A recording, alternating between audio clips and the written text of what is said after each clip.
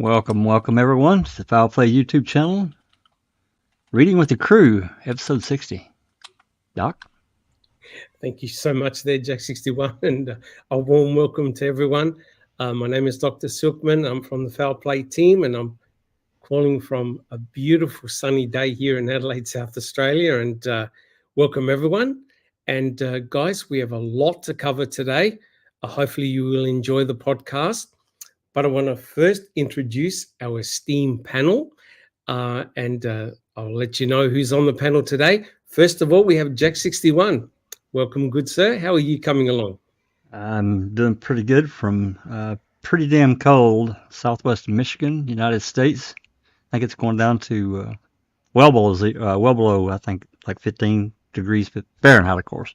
It's anything below 25 degrees is freaking cold anyway, so Yeah. we get the cold snap moving in, but still doing pretty good. Been busy with various things, mainly right now kind of concentrating on a few open records requests, and we'll get into more later about what's going on tomorrow. I want to welcome everybody in the live chat and everybody here, of course, here on the panel. Glad to be here. Thank you so much, Jack61. Next, we have Just Rhonda. Just Rhonda, welcome. Good to see you here. Thank you, Dr. Silkman, and it's great to see you and the rest of the panel as well. And everybody in chat, hello. It's great to see so many of you joined us already. Just ready to get this part started. Awesome. Thank you so much, Just Rhonda. And next we have Mrs. Fockham's Razor. Welcome, Fockham's. Thank you. Thank you, Doc. It's a cold evening here in the UK, and I've spent it rather pleasantly going to a few local hostelries, frozen beer gardens, under. Oh, Fockham's just dropped down. Yeah, we just kind of lost Andy, kind of lost connection. Yep. We'll get. Are you there? Yeah, I'm still here. Can you hear me? Yeah. Yes. All right. So I've just got a bad connection to my phone then. Okay. Yeah, well, leave me be then. Thank you so much. There. Okay. Awesome. Thank you so much. Next we have Neverly. Neverly, welcome. How are you coming along? Hi, Dr. Silkman and everybody on the panel and in the chat. Doing great. I'm very happy to be here. We have 40 people already in the chat. Wow. And our friend Anthony Hills already is spanking our butts because we're late. So here we are. Let's go. I'm trembling in my britches. Awesome. Thank you so much, Neverly. And finally, we have Susan. Susan, welcome. Good to see you here. Hey, Doc. Thank you. Actually feeling a little bit better today. Unbelievable. Yeah. Finally. Yeah, you sound better. For a while. Yep. Maybe take one little step kind of around the corner here. So yeah. Happy for that. Yep. Let's have a great show. Fantastic. Thank you so much there, Susan. Again, guys, welcome so much. Just Rhonda, do you see everybody in chat? Yes, sir, I do. Yeah, would you like to let us know who's in chat? And Jack61, if you could put up the first slide, we can get started. Thank you so much. Just Rhonda. Okay, we have Jazz Naz Gaming reminding everybody to please remember to like the video. Foul Play is in the chat. Double D, MX Lee. I'm so sorry. Master Lee. I'm not sure how to say it. I know Lee. I know that part. I apologize for tearing up your name. Clyde Coolidge and Passive Bear. They're Headland. J-Jax is also in the chat. Sheila Hawkins, great to see you. Rumor has it. Juke is in the chat. Ronica Clack, so great to see you. Welcome. Let's see. Under Your Scars. Hey, it's great to see you again. I don't recall. Cherie is joining us in the chat tonight. She's having internet issues, so she'll be in the chat, but not on the panel, unfortunately. Smart Duck, hey. Great to have you here. Anthony Hills. Yes, we're late just for you. We've decided now, Anthony, to be late every week so that you're not disappointed. We don't want you to not be here because we're on time. So We love every Anthony. week. Love Anthony. Absolutely. Giving you a hard time, Anthony. Gloria, great to see you, Gloria. Of course, I'm singing now. Rhonda SD, my sweet friend in the UK. Jim Peach. Peaches are my favorite fruit. And I used to have a nickname. I still have a nickname of dealing with peaches. Anyway, MJ23, great to see you. Dark Side of the Moon. Great to have you in the chat. Graham Moss, Justine J. And Nancy 7 is here. Did I say rumor has it yet? I don't think I did. Welcome. Crime Vault, great to have you back. Catnip, thank you so much for being here, Catnip. Great. Expect to have some great links dropped for us. Graham Moss, Colette M. Great to see you, Colette. Welcome. And Myra Pennington, it's great to see you as well. And Sapricop is in the chat. And Little Barb, great to see you, Little Barb. Welcome. Emily says what? I want to know exactly what Emily says. And I think right now that's all I can see that, unless you popped in, that I'm missing. Fantastic. Thank you so much, guys. And a warm welcome to everyone. As you know, both will make a start of the podcast. Neville and I put together a series of new podcasts from the John Ferak's book entitled The Wrecking Crew. And what we're going to be doing is we're going to be looking at the new chapters. However, we've greatly expanded the material that we're presenting, not only from John Ferak, but from our own research. But not only that, guys, all of us here on the Foul Play team want to thank you so much for your great questions. Some of the questions have been very, very tough. And as a consequence of your questions, we've done further research. And as you know, the chapter that we're doing, guys, is entitled New Witnesses Emerge. And we've actually spent a lot of time talking about what we consider to be potentially a very important eyewitness, John LeQuern, the propane tank driver. And we'll be discussing a little bit of that today in talking about other aspects of the case as well. Today's Reading with the Crew is officially episode 7 that we're going to go through. Now, guys, if you like what we do, please subscribe to our channel, hit the like button if you enjoy what we do, and please share our work. We read your comments, but just one thing that I want to bring up, just a housekeeping issue. Please write down your comments in chat after the actual live commences, not before, because sometimes what YouTube does is delete all the conversations that take place before the actual live starts. It's happened to me. I've had conversations with certain people in chat before the podcast starts. When we come back to look at the podcast, all the comments are deleted right at the start. So please, just as a housekeeping issue, has anyone on the panel experienced that as well? I certainly have seen that happen. It's a really common thing for when the live stream, when it actually goes live, that prior comments are deleted. Most, if not all. I've seen it time and time again. Yep. Sometimes we get a conversation happening before the start of a podcast, and even I've joined in and we've had like 10 or 12 points discussed. When the podcast actually commences, they're all wiped. So please, we welcome your comments, but write them down after the podcast officially goes live. All right. Look, thank you so much. Today, guys, we're going to be covering a lot of stuff. And some of the material that we're going to be covering today, I'm just going to go through it now quite quickly. We're going to have a look. Now, this is truly remarkable. And there was a lot of commentary in last week's podcast. And we're going to look at how lighting conditions can actually affect your perception of color. And I'm going to show you how Teresa's Toyota RAV4 really was like a chameleon in terms of color perception. we're going to be asking a very important question. And that is, what time did John LeQuern actually fill up his propane tank? Is he an important eyewitness, or has he got nothing to do, nothing to give of importance in this particular case? Today, we're also going to be talking about a specific customer who was waiting for Chuck Avery in the main office at around about 3 p.m. We'll be discussing this gentleman. He was there on the Avery salvage yard, and he said that he was there in the main office wanting a car part or some car parts.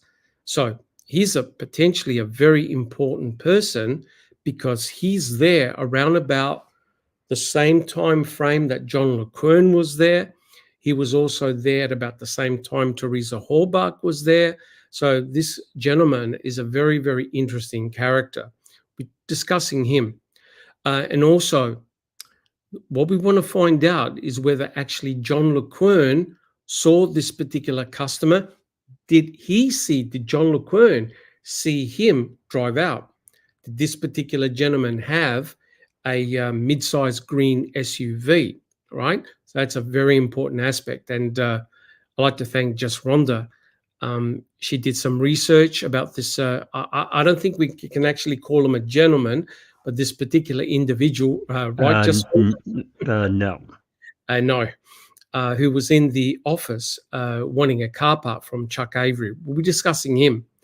And the interesting thing, which I found out, is that why did Strang and Buting actually consider this customer? Why did they want to name him as a viable Denny suspect? That's truly remarkable. And what is incredible is that you think you know all about this case. The amount of material that's being found, not only by us, but by other researchers, is truly staggering. And I think we're getting a much better understanding, a deeper picture of what transpired that day, that horrible day. And then if we have time, we're going to get back onto the chapter and discussing Tom Sawinski as well as Tom Baresh. So we'll get back into that as well. Again, guys, all of us here from the Foul Play team want to thank all of our supporters. Thank you so much, guys. And also our hardworking mods that keep the conversation going. They monitor chat. A lot of us here on the panel, we actually don't see what's happening in the chat. We're busy discussing what we've got on the slide. So we do apologize. And some of us will be taking down your questions. And please write a queue. We'll try and answer your question at the end. Just Rhonda, Neverly, and others will take note of your question, and we'll try and go through it at the end of the podcast. Thank you so much. Jack61, if we can have the next slide, please.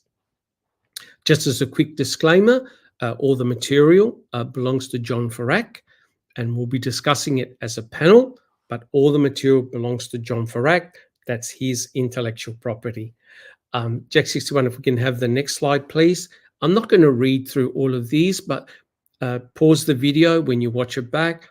These are very important provisos. The only comment I want to make is that the Foul Play team is not, let me repeat, not accusing anyone of having done any nefarious activity involving the murder of Teresa Halbach. And that, of course, includes Bobby Dassey, right? We're here, we're researchers, we're presenting the material, we're discussing, we're speculating, we're providing commentary, and that's important. Please, the only thing that we ask is be respectful in the comments. Sometimes family members come in, so please be sensitive in that regard. Thank you. Jack61, if we can have the next slide, please. We can go through these fairly quickly. Most of you guys know this. We're all here for the same reason you guys are, for the truth, to find out the truth, good, bad, or otherwise.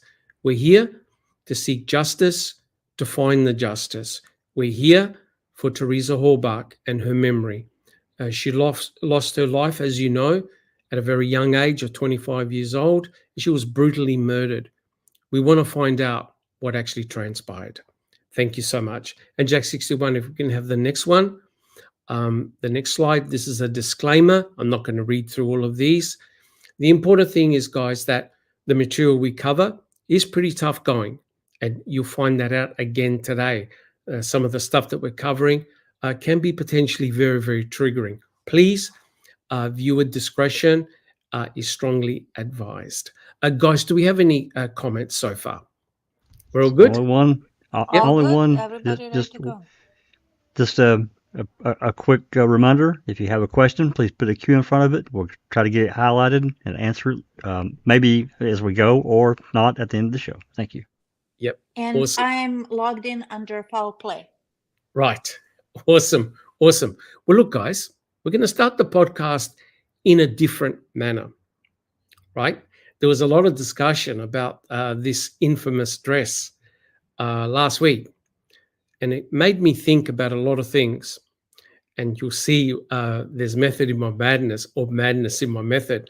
So, guys who are on the panel and in chat, oh my God, we've got nearly 60 people already, which is awesome.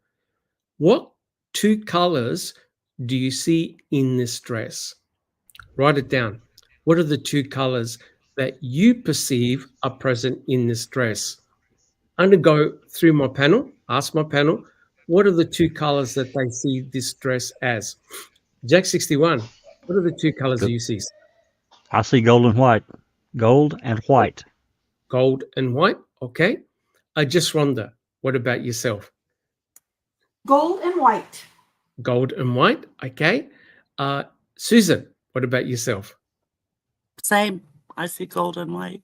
Gold and white, okay. Neverly, what about yourself? Gold and silver mica. Gold and silver mica, okay. Right. And Miss Fockham, what colors do you see?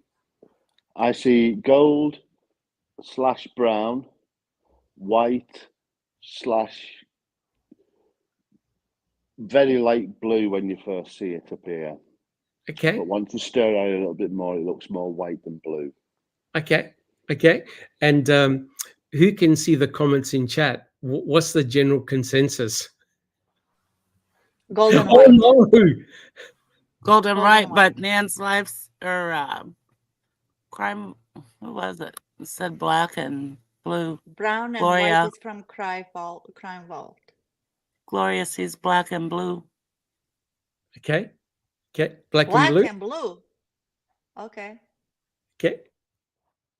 Okay. All right. So some people actually see. Okay. Some people. Okay. Okay. Awesome. Awesome. All right. So there's variation. Some people actually see black and blue.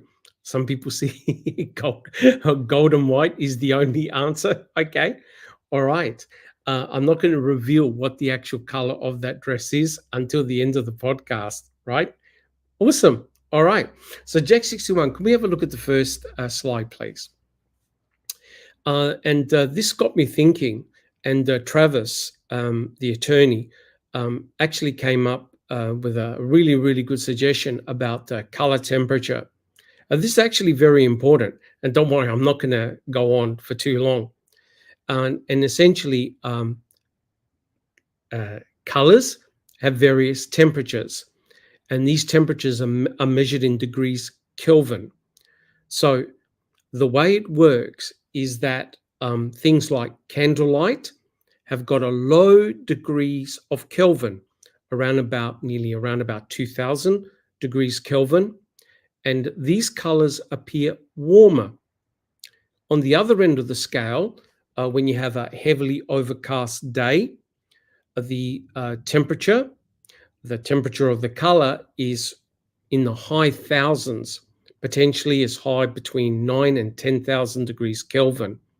And the color appears more blue. So it's the reciprocal. The warmer a color appears, the lower is the degrees Kelvin. The more blue a color appears, the higher the degrees Kelvin. Now, why is all this crap important? It's extremely important, and we'll go through it in a second. So essentially, color temperature affects the perception of a picture by influencing how colors appear. Now, is anyone here on the panel a photographer? Is anyone here a professional photographer? Not I. That doesn't sound too good. What about in chat? Is anyone a professional photographer? Do we have anyone who's a professional photographer?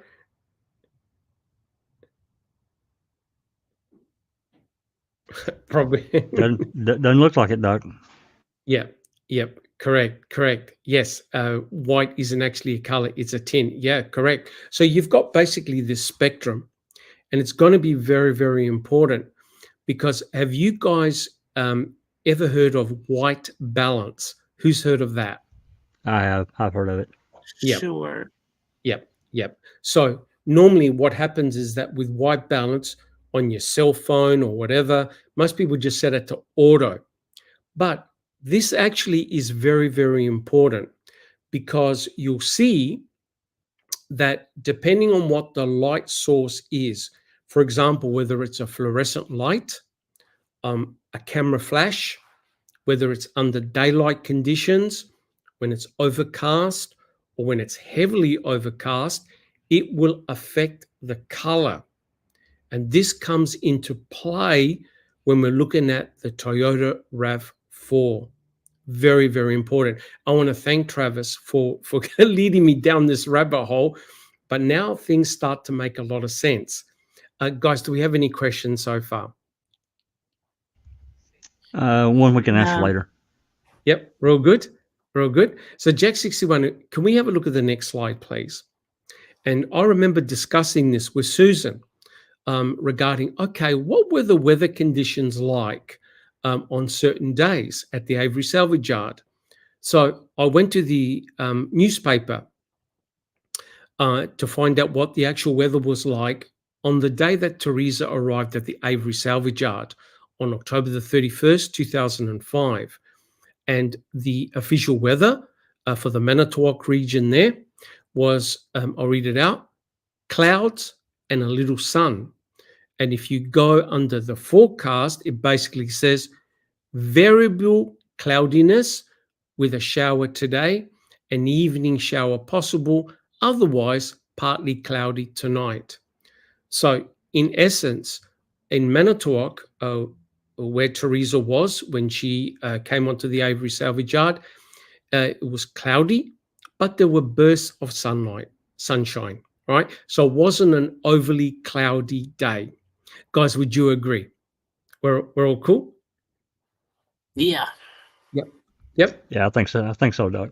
Yep. So I checked the official weather in the newspaper. If we have a look at the next slide, Jack 61, you'll see, I'll just wait for that.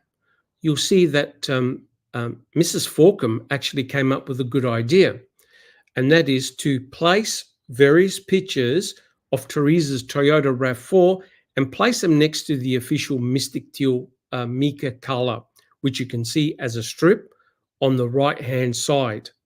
Now, you can see that this is Teresa's RAV4. It was photographed at Chilton Crime Lab there, and you can see it's quite clear that the car is in sunlight. You can see the shadows. To my eyes, and I'll love to get your feedback, to my eyes, that color looks quite green to my eyes, and it looks very close to the Mystic Teal mica. Mystic Teal mica is an official color by Toyota. Guys, would you agree or disagree that that car in that image looks green? What do you think, guys? And people in chat, what's your perception of that color? I can only see a hint of green. It's mainly More overall blue for me. It's more blue than for green. me, yeah. Yeah. For Same. me, the front is greener or closer to the Mystic Teal mica than the back. Yep. Yes. I would agree with that. Transitional. Fantastic. Yep. Fantastic. All right. But would you say that color is blue, as in the whole car is blue? Yes. I mean, Well, if I had to give it one color, yeah, I would say overall blue. But Okay. I see a green tinge in it, especially towards the front, like Beverly said. yeah. Interesting. Or teal. Interesting. Yep. Or teal. Yep. Interesting. Mhm. All right. So that's the car in sunlight. We have a look at the next slide, Jack 61. So again, I went to the newspapers. No mucking around. What was the weather forecast on the day that Pam and Nicole Sturm found the RAV4? Because remember, they had a digital camera. Nicole snuck it in past Earl Avery and took, I think, 6 photographs in total. Now, the forecast for Saturday, November the 5th, the official forecast in the Manitowoc region was light rain and drizzle.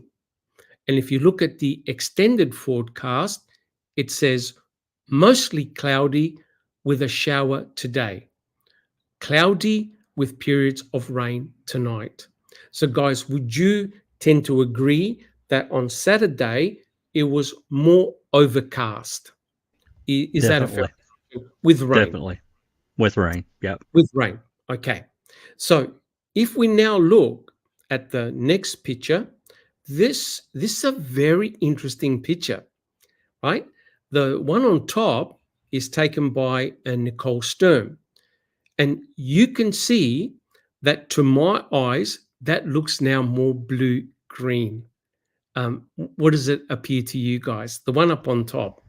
I can definitely Absolutely. hints of blue and hints of green. Miss Fockham. Yeah, I was just going to say, like, more green in the top one. Yep. Interesting. Sorry, Jack 61, your comments. No, I agree. Yeah, it's definitely blue, but I still see it's more green than the bottom one. Absolutely. Yep.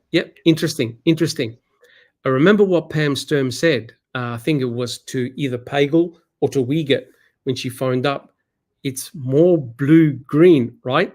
Because remember, on all the documentation and also on the media, it was presented as either green or dark green. Guys, Yeah, would you agree?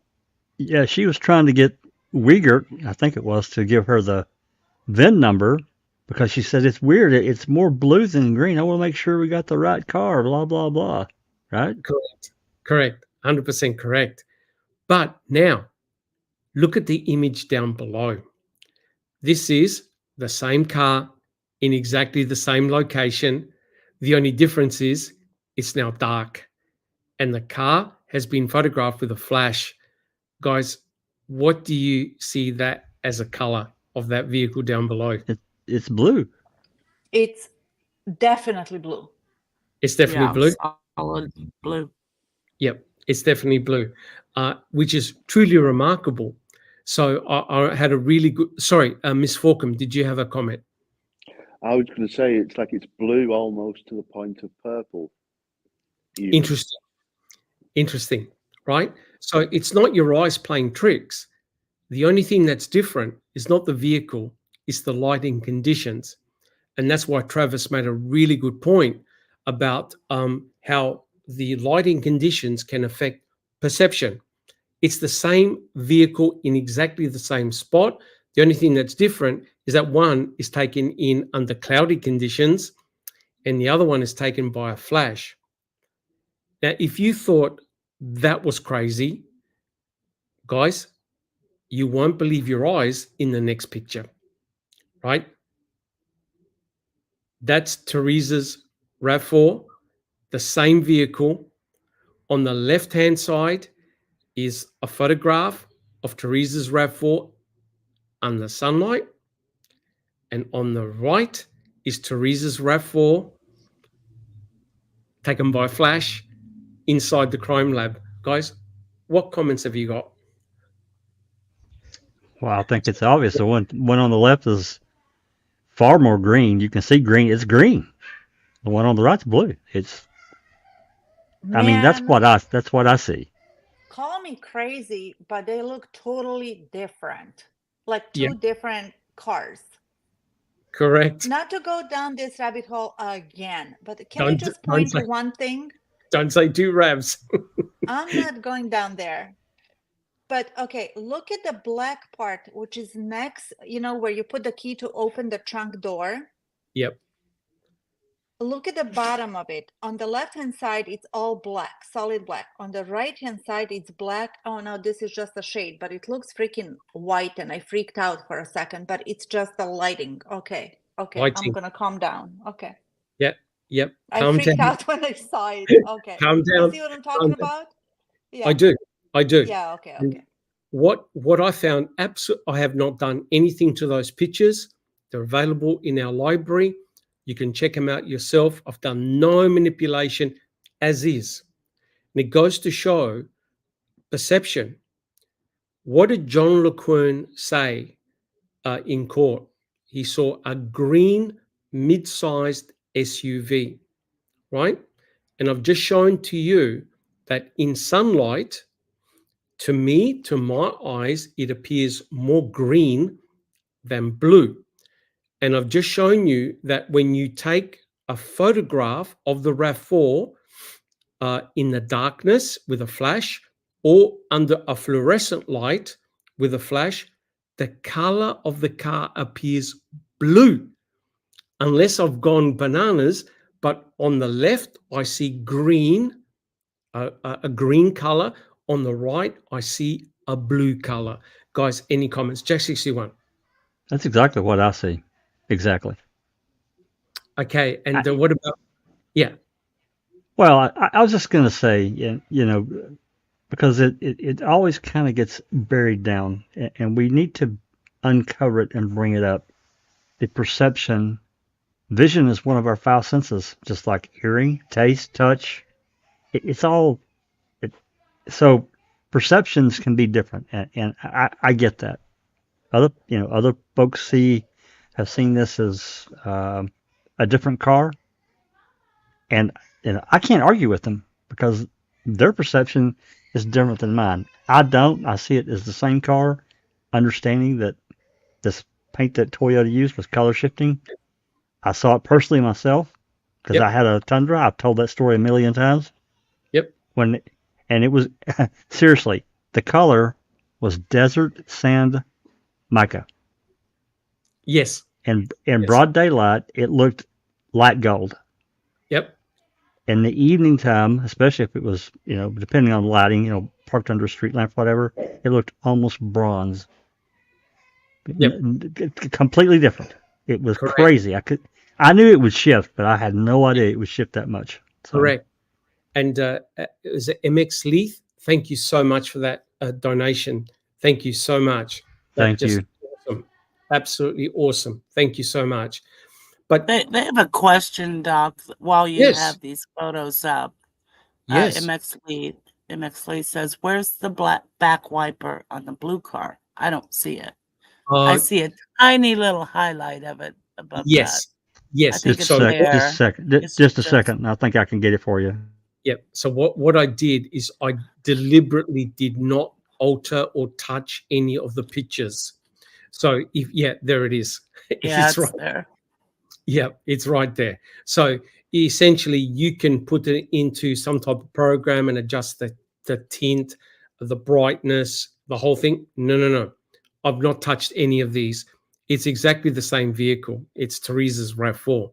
But as Neverly pointed out, the color of the bumper, it's amazing what happens when the light hits it and when it's in shadow. But there's no doubt you can see it with your own eyes, how the blue in the Mystic Teal Mica comes out when it's hit by a certain color temperature, right? A certain lighting conditions brings out the blue. So if most people see this vehicle under the sunlight or under a slightly cloudy day, they'll see it as green.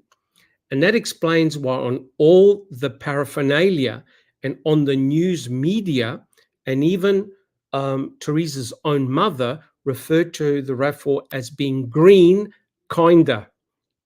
Do we have any comments? Mr. President is asking if we could zoom in on the left car, the green one.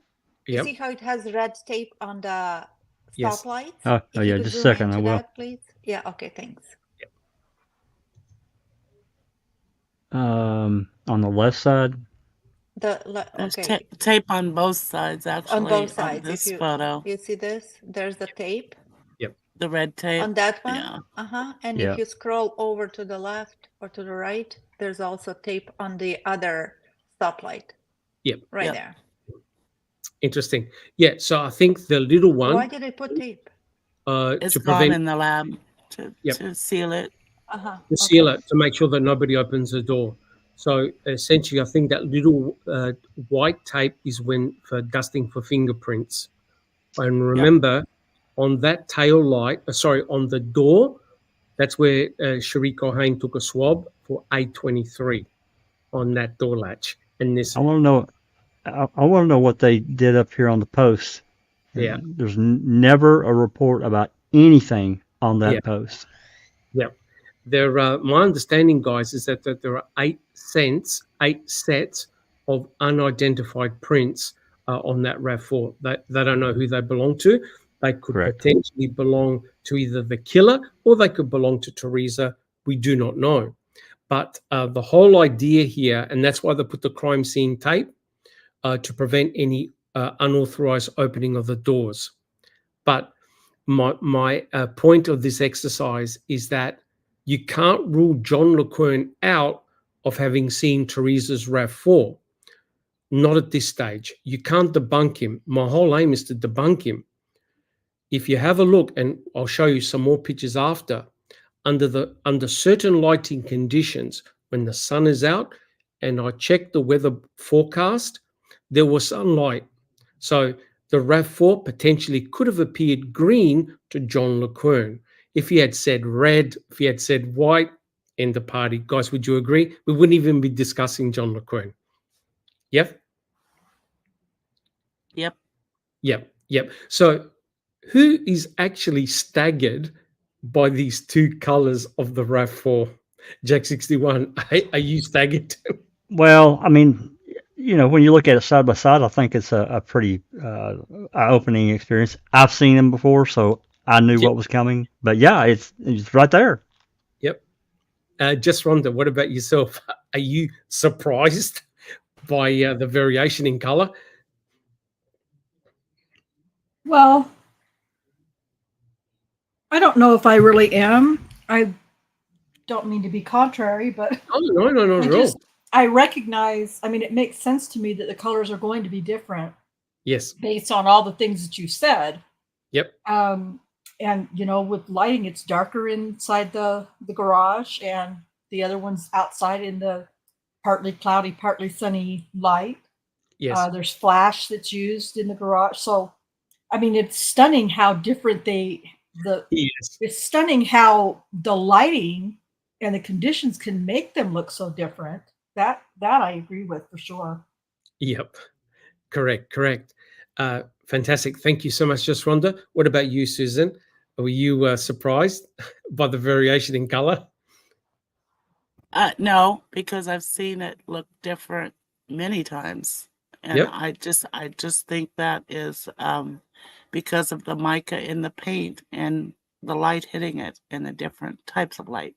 Yep. It's fantastic. It's simple. Yep. Fantastic. Thank you. Neverly, what about yourself? Well, yes and no. Of course, when you put it side by side and when you put that strip of Mystic Teal mica next to it, you see that it has really nothing to do with that color. That's the original color of her RAV according to the specs of the car, right? And correct. Of course, for the last 5 years, we've been debating over the RAV1 RAV, 2 RAV, what color, whatever, but this is really in your face. And another picture, Dr. Silkman, I think a couple of podcasts away, the one from the crime lab, the door was open and it was almost like periwinkle blue. It was super light. Correct. Yep. Awesome. Thank you, Neverly. What about you, Miss Fockham? Are you surprised by the color variation? No, I'm not. I'm sure that perception of like music on a stereo system is affected by molecules, dark matter, and You And know, this- like one day, one day something can sound great, and the next day it can sound rubbish or faster or slower. It's probably atmospheric pressure or something like that. But no, I'm not surprised at all. Yep. Awesome. Awesome. Thank you so much. Well, forget about this. Let's have a look at the next picture. And Susan, would you like to go through this picture? I think you'll recognize it. You want to go through this, or Oh, you want me to go through it? this was so funny. I was watching this cop chase the other day, and Yep.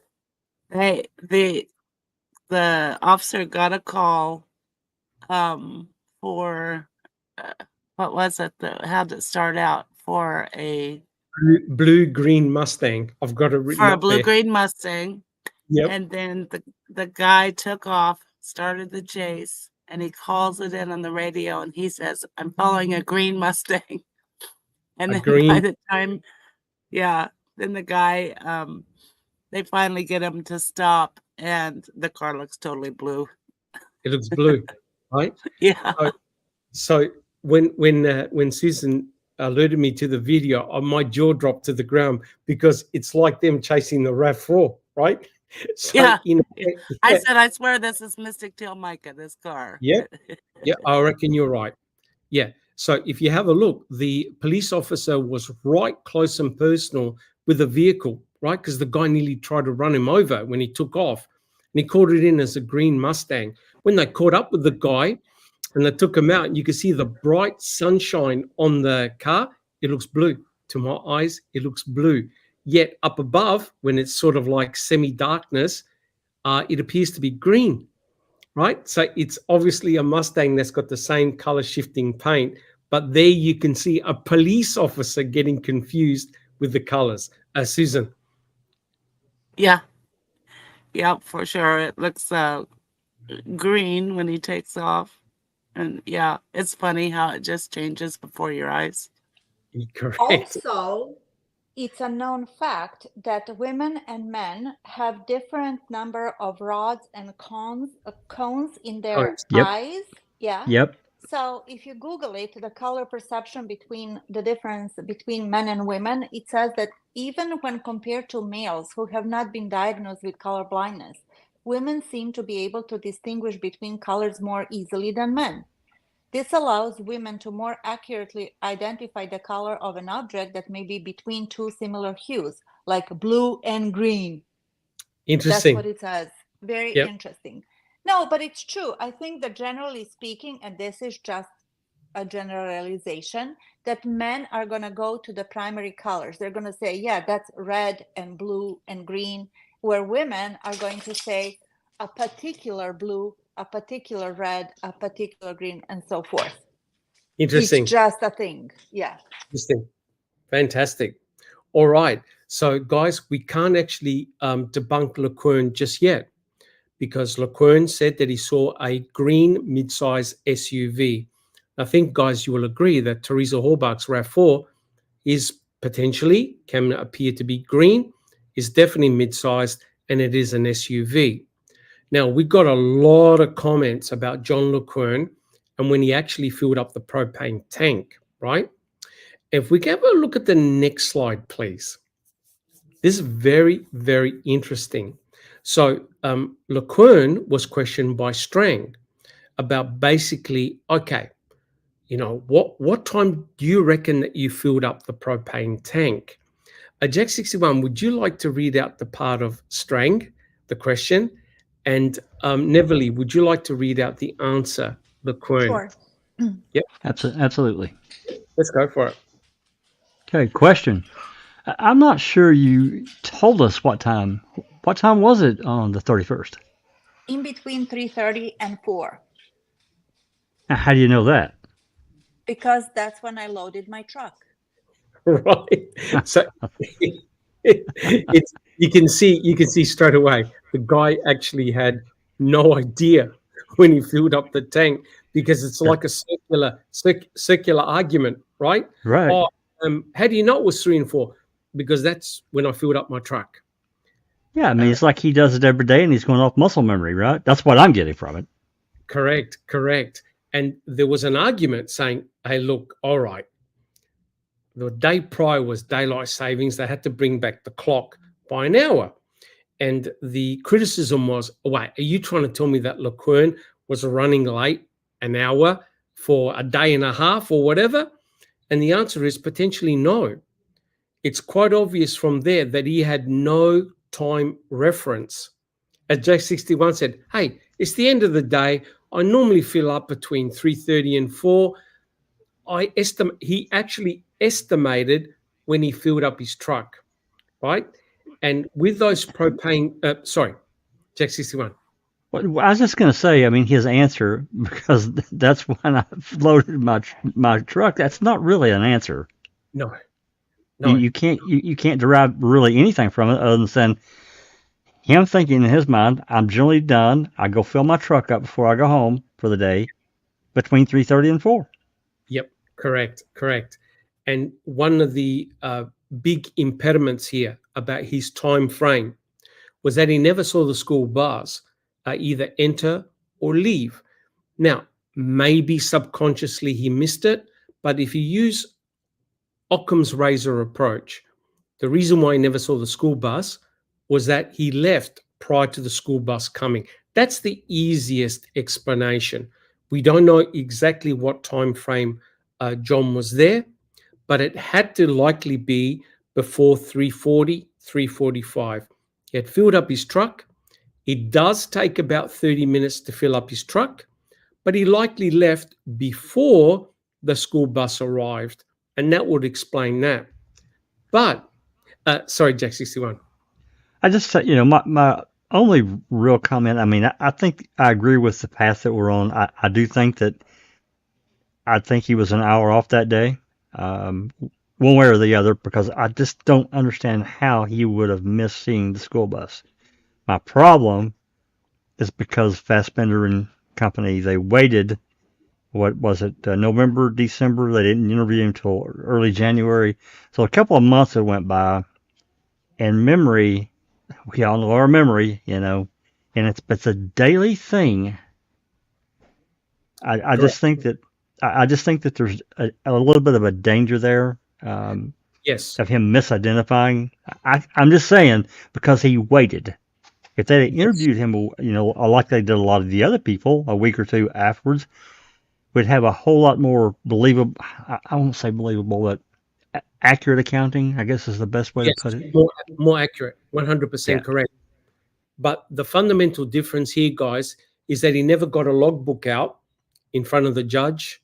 Strang, Fallon said, according to my my clock, according to my logbook, I was there at 3:32 and I left at blah, blah, blah. He wasn't accurate. He just gave an estimate. Now, that's a bummer. That is a bummer, but there's an explanation. The only time, because they asked him about the school bus, in his mind, he goes, yeah, I didn't see the school bus. You can argue, well, maybe it's something he sees every day. He might have subliminally forgot that he saw the bus twice and he didn't hear it. But the most logical answer is that his time was out. Now, you think about it. The only thing that was different between the Sunday and the Monday was a time change. He may have turned his clocks back in his house, but if he didn't adjust the clock on his truck, as a reference point, he could have easily got it wrong. I'm not saying he did, but he never produced a document to say, I was here precisely at this time. Jack 61. Yeah, I think that's, I mean, for me, I know it's still speculatory and all that, Yes. but to me, that's the most logical answer. If he's thinking about and identifying that particular day, because they don't see that many cars as he's sitting there doing whatever while the truck's filling up. 2 on average. Right. So in that particular day, he saw this green SUV drive out, but he doesn't remember seeing the bus. Either way. Correct. Maybe he's tied that to a specific memory. I don't know. I think that's something that would have to be really answered in a hearing. I don't know how. I just don't know any way around it, Doc. Correct. So And thank you so much. Rumor has it for the super sticker. Oh, wow. That's so nice. That's And as fantastic.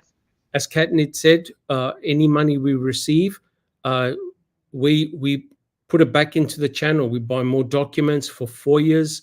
And I think, Susan, there's some charities that we also donate our money and our income to. You want to comment on that? Yeah, we still make donations to the Center for Integrity in Forensic Science. Fantastic. Yeah, and they're active in getting people exonerated, actually, wrongfully convicted. Fantastic. So, Fantastic. and you know, trying to change the junk science in this country.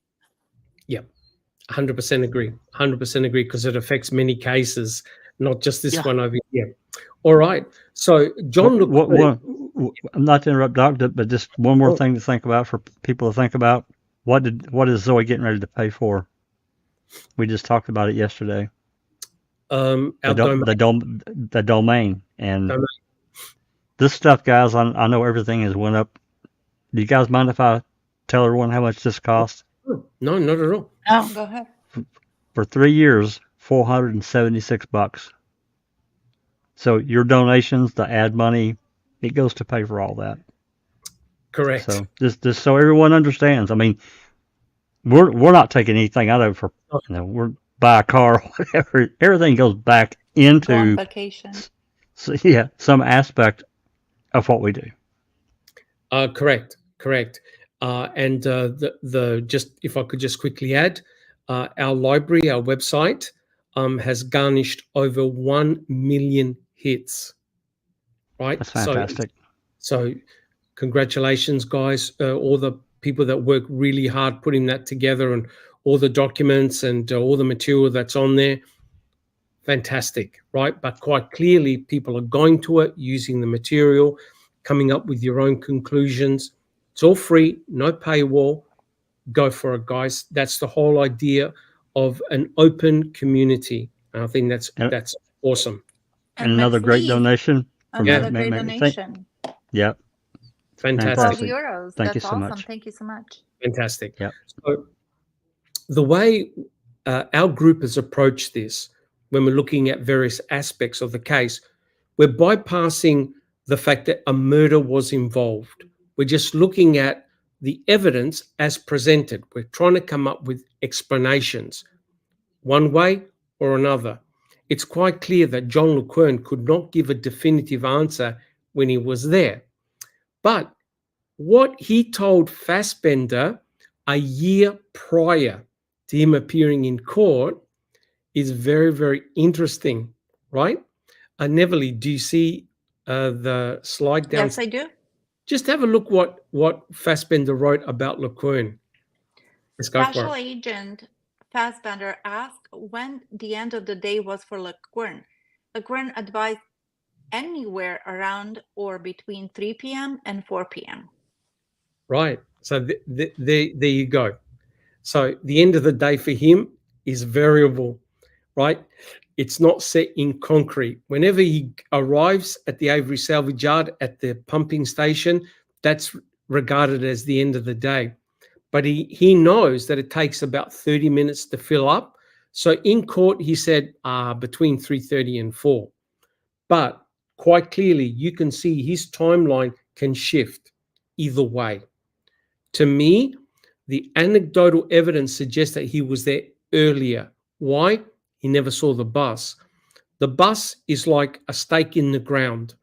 It arrives every day between 3:40 and 3:45, unless, as Jack 61 alluded to, there's some type of accident or some type of bypass. And they asked, when did the bus arrive on October the 31st? Between 3:40, 3:45. And what John said, he never saw the bus. He never overtly said, yeah, I saw the bus. That's something I see every day. So one can argue that it's likely that John was there earlier. Now, why is this so important? If you have a look at the next slide, you can see the difference when someone has a time stamp, right? Now, yep. Doc, can I just address this Yeah, briefly? yeah, And I yeah. understand MX Letha. Her comment is, if you look at the paint swatches for the 99 Rab, there's a lot of different shades. I don't know if I'm convinced about the light changing the color that much. Well, again, it's what's the right word? It's almost intangible of how we perceive color. Again, it's a sense that how we perceive light. It's just like, how food tastes. Correct. I love certain things. Somebody else says that tastes terrible. I can't stand it. Correct. We can't treat vision any differently than we treat any other sense that we have. Correct. So perception, and I get it. I do. I completely understand it, MX. I do. Yep, you're 100% correct. We can't argue with that. The only thing that we can go by is what a particular witness had said, right? Whether they saw the color as either blue, green, blue, teal. Well, actually, several witnesses, Doc. I mean, it wasn't just one; it was many, including her own mother. Correct. And what is consistent is that on all the paraphernalia that they stuck on poles and windows, what they broadcast on the news reports, the color was dark green or green. And I'm glad that that comment was made about the perception. You're 100% correct. We can be looking at the same thing, and some will say it's blue. Some will say it's green. And Neverly will say, no, it's mica, right? So that variability is very, very important. I'm glad you picked it up, right? Remember the dress that I showed you right at the beginning? That's right. A lot of people said that was a white and a gold. You know what the color of that dress is? What? Black and blue. Oh my Get out of gosh. Get out of here. I've seen it look like that way before. Right. I've seen it look both ways. It's weird. Yep. Yeah. It's black and blue. I don't have the picture with me today. I'll show it in the next week's podcast. But you can buy that dress. You can buy the dress. It's black and blue. And on YouTube, there are scientists that come up with an explanation of how your eyes trick you. So basically, you look the way you were influenced. If Jack 61 puts the dress back up, the very first slide, your brain got tricked into the surrounding light on the dress. And so your brain perceived it as white and gold. You see the background on the sides? It's been deliberately overblown, right? It's really bright. Your brain perceives the dress as what mine does, as white and gold. That's crazy. The actual color of that dress is blue and black. That is crazy. Well, okay. We all have this experience in life because if you ever painted the inside of your house at any point in your life, you know what I'm talking about. If you go to Home Depot or whatever store, and you want to pick a white color, there's 50 shades of white. I thought you were going to say gray. I know. Dirty mind, Dr. Silkman. Oh. Not you, the good Catholic boy. But Correct. It's right. There's eggshell. There's Swiss, whatever. There's whatever. Mine is whipped cream, and I confuse it with popcorn, and they're two different white colors. Just Correct. So it's just very irritating, aggravating that we are still talking about this, and that we cannot figure it out and agree. Yeah, and Katnit has actually put a link on how you can see both black and blue and the gold and white on that dress. And there is a biological explanation with the perception of the color, right? And I thought to myself, there's no flipping way that color is black and blue. But if you squint your eyes and actually cover the brightness on both sides, you can actually start seeing blue come out. The dress gets darker and you're thinking, oh my God. So your perception is unique. Now, somebody in the channel said they saw black and blue. Is that correct? Gloria nailed it. As black and blue.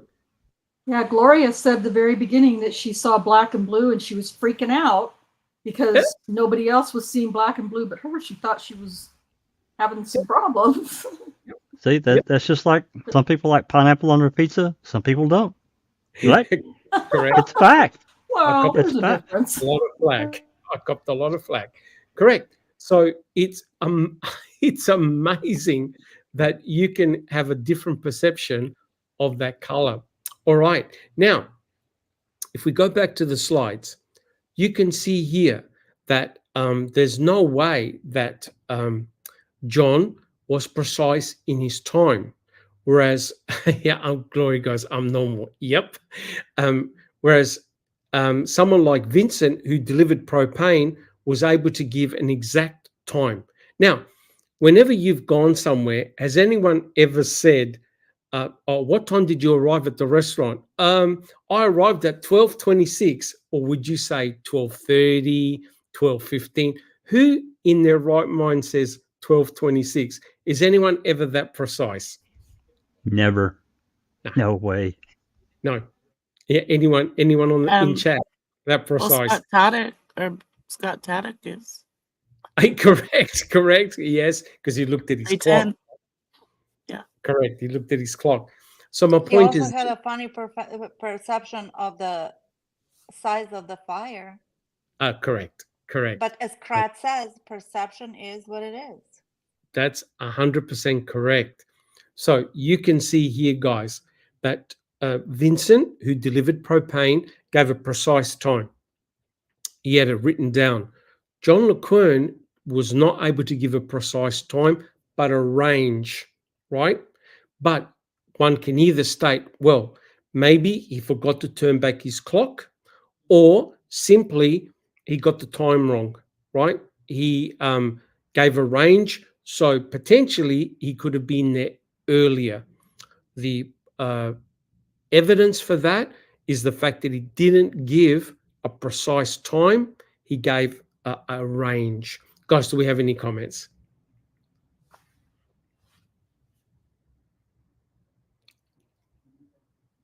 Are we all good? I think we're all good, Doc. All right. On or around, he said.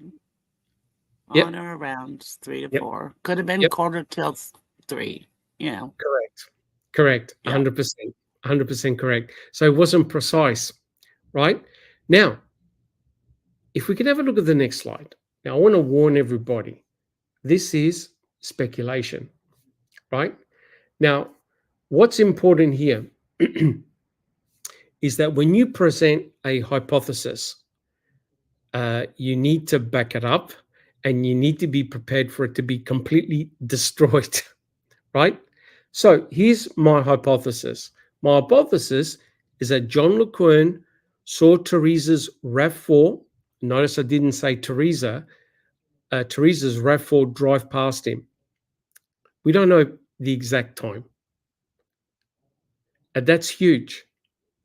That is huge. That's potentially exculpatory for Stephen and also for Brendan, because he stated that he saw a mid-sized green SUV. Well, let's test him out. Let's see if he's potentially telling the truth. Let's see if potentially it was Teresa driving out. Now, again, this is speculation. So, guys, pick this apart. Please pick it apart. Kathleen Zellner did a timed reconstruction, right? She got a RAV4, actors, actresses, and a stop clock. And what she wanted to time was how long it would have taken for Teresa Horbach to drive in, take the photos, be paid, and drive out. Notice this is the minimalistic time, the minimal time, as in assuming she didn't have a 10, 15-minute chin wag with Stephen, which is a talk, go inside his trailer to go to the toilet, stop anywhere to take a photograph of whatever. This is straight in, straight out, right? The minimum time. Believe it or not, the minimum time for Teresa to have driven in, taken the photographs, encountered Stephen, give him a magazine, turn around and drive out is nearly 3 minutes and 30 seconds. And do you see where I stopped the picture? That's exactly where John LeQuern was. So at about 3:30, 3 minutes and 30 seconds, Teresa is past John LeQuern. Guys, do we have any comments? Is anyone shocked at how little time it takes to do that photo shoot? Yeah, I figured, 5-6 minutes, but I guess I could go with that if there were, just straight in, get paid, straight out. Yeah, okay, 3.5 minutes. All right, I can go with that. Does anyone else have any comments? Oh, we're all good? Sorry, I squirreled a little bit. I'm so sorry. No, that's all right. Is anyone surprised by how little time it would have taken Teresa to go in and to come out? Yeah, 5 minutes, because she comes in, takes a picture, gives the receipt and the magazine, and boom, done. Okay, so let's work. A couple minutes. Yeah. Yeah. So this is, of course, negotiable, right? The real world doesn't work like that with a stopwatch. You can add a couple of minutes, right? But let's do Occam's razor. Let's go with this timeline, right? The one that's been timed. So we know that she's past John at around about 3 minutes and 30 seconds. She's out of the Avery salvage yard within 4 minutes. Boom. And something happened to her after she left. Now, let's look at this timeline. For this to work, John LeQuern has to arrive just before Teresa Horbach does. So he's there at around about 2:30. We don't know the exact time that Teresa came, but he would have arrived just before. Why? Because we know that it takes between 4 to 6 minutes to attach the pipes. That's a fact. There's no two-way. And Jack 61, back me up. You know how careful the propane tank drivers have to be hooking They have to everything be. up. They have to be. They got to ground. They got to make sure their connections are tight. I'm sure there's probably a security process to even turn it on. Yep. Whatever that is, I'm sure they're all a little bit different, but he still has to do that too. Yep. But number one is safety. Otherwise, he don't need no rocket to ride to the moon. He's gone, and anyone around him. Correct. He'll blow the whole place up. So, oh my God. Yep, 100% correct. So if he arrives just before Teresa does, he doesn't see Teresa drive in. Why? He's outside his truck. He's at the back. He's hooking up his pipes. So far that works. Now, when he gets back into his truck, he just missed, according to what Bobby said, because Bobby said that he drove out first and he still saw Teresa. If that's the case, LeQuern was probably in the process of getting back into his truck, right? Remember, I'm looking at this strict timeline, right? It's quick. So by the time he gets in, the blazer's just gone past him. He didn't notice it. When he looks up, according to what Stephen said, he saw Teresa leave. As he gets back in his truck, remember, he says, I fix up my pipes, I get in, turn on some music, I watch the cars. He sees Teresa, or the mid-size, I can't say Teresa. He sees a green mid-size SUV drive past him, but he doesn't see the blazer. So LeQuern must leave around 3. Guys, would you agree? If he arrives there just before 2:30, this is on those timelines, he leaves just before 3, because to fill up his truck takes about 30 minutes. Guys, would you agree? Yeah, I'd have to agree with that hypothesis. Yeah. Did he ever say how long does it take him to pump the gas? No, but the time frame he gave was about 30 minutes. I checked for everything. For everything, the whole lot. Arriving, connecting pipes, filling, leaving, and going. I checked actual propane tank drivers do the same thing that John LeQuern did. And guess what? The time frame is 25 to 30 minutes to fill up the truck to 85%. Yeah. It's the same time frame. Do we have any comments? Probably give or take, 2 or 3 minutes one way or the other, depending on how much gas he's delivered that day, right? Correct. And then taking it back up to, roughly 85% full so he can go home. So, Yep. yeah, I agree. Yep. So I can't debunk him. It works. The only thing that I can't explain concretely is why I didn't see the blazer. There are two options. Either he was in the process of getting in his truck and Bobby went past him. And the other option, and I hope to God I'm wrong, is that he didn't leave. Anyone got any comments? He didn't leave at that time. I mean, hypothesizing, either one works. We can't disprove it. Yep. We can't prove it. So, we're just basing on what he reported. That's all we can do. Correct. But, guys, notice that we're working with a very tight timeline with a stop clock. It works.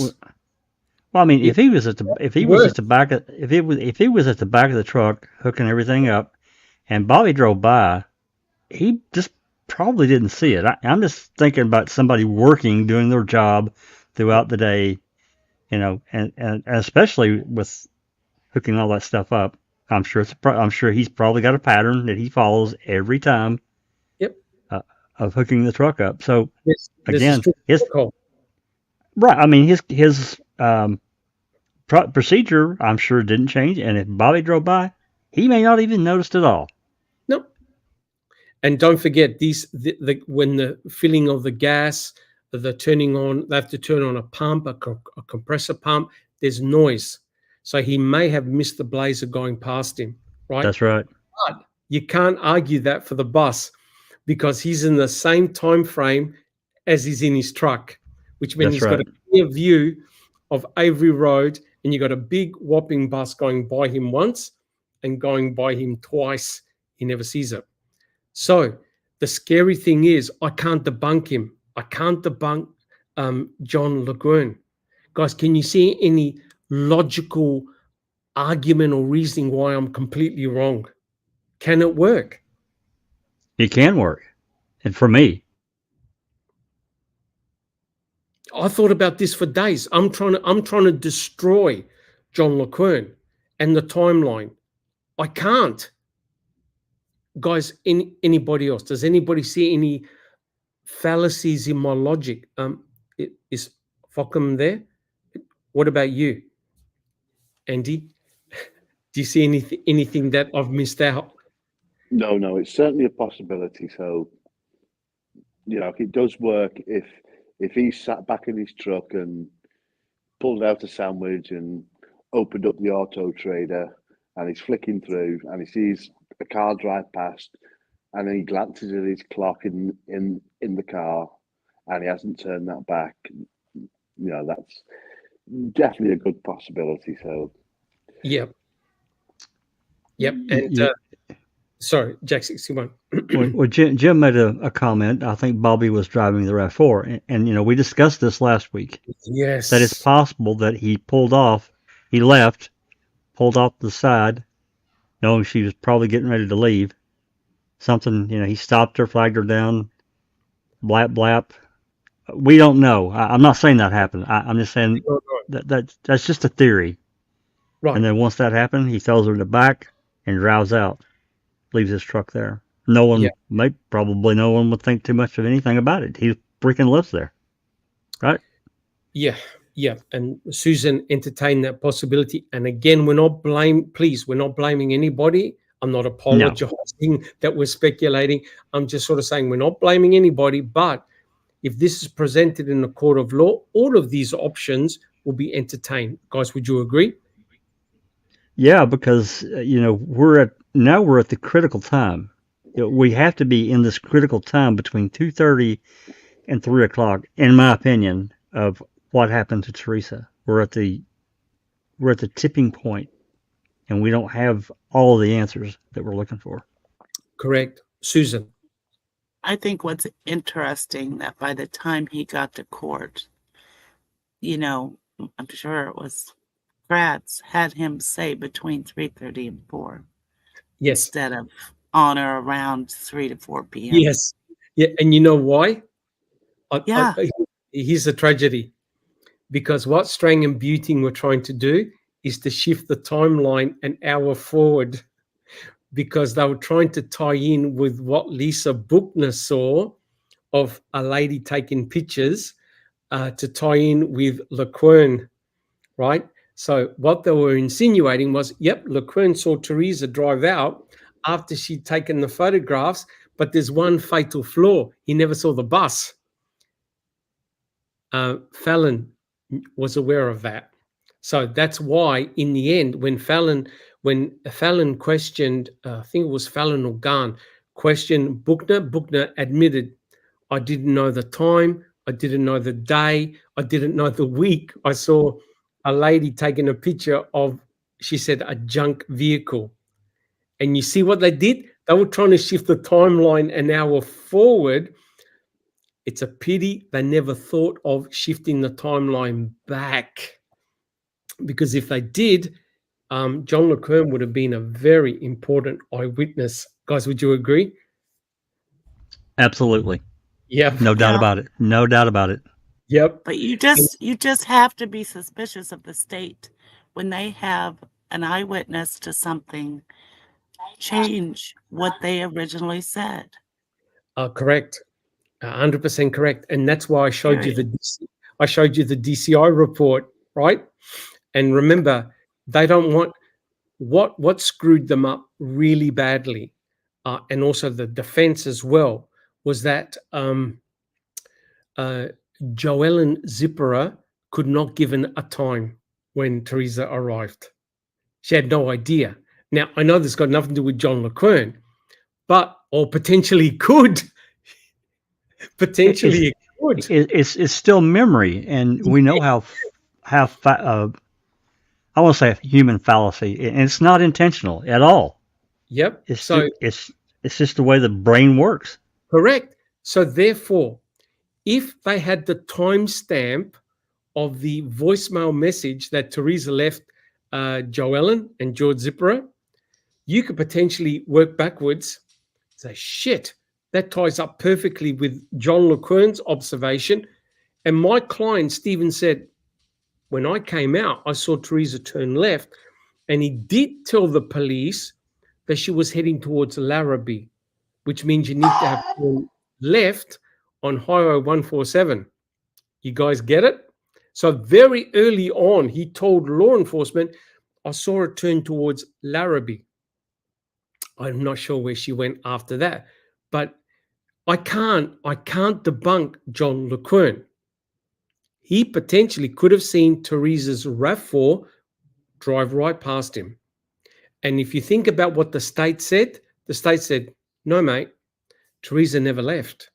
Teresa never left where Stephen's trailer was, neither her or a RAV4.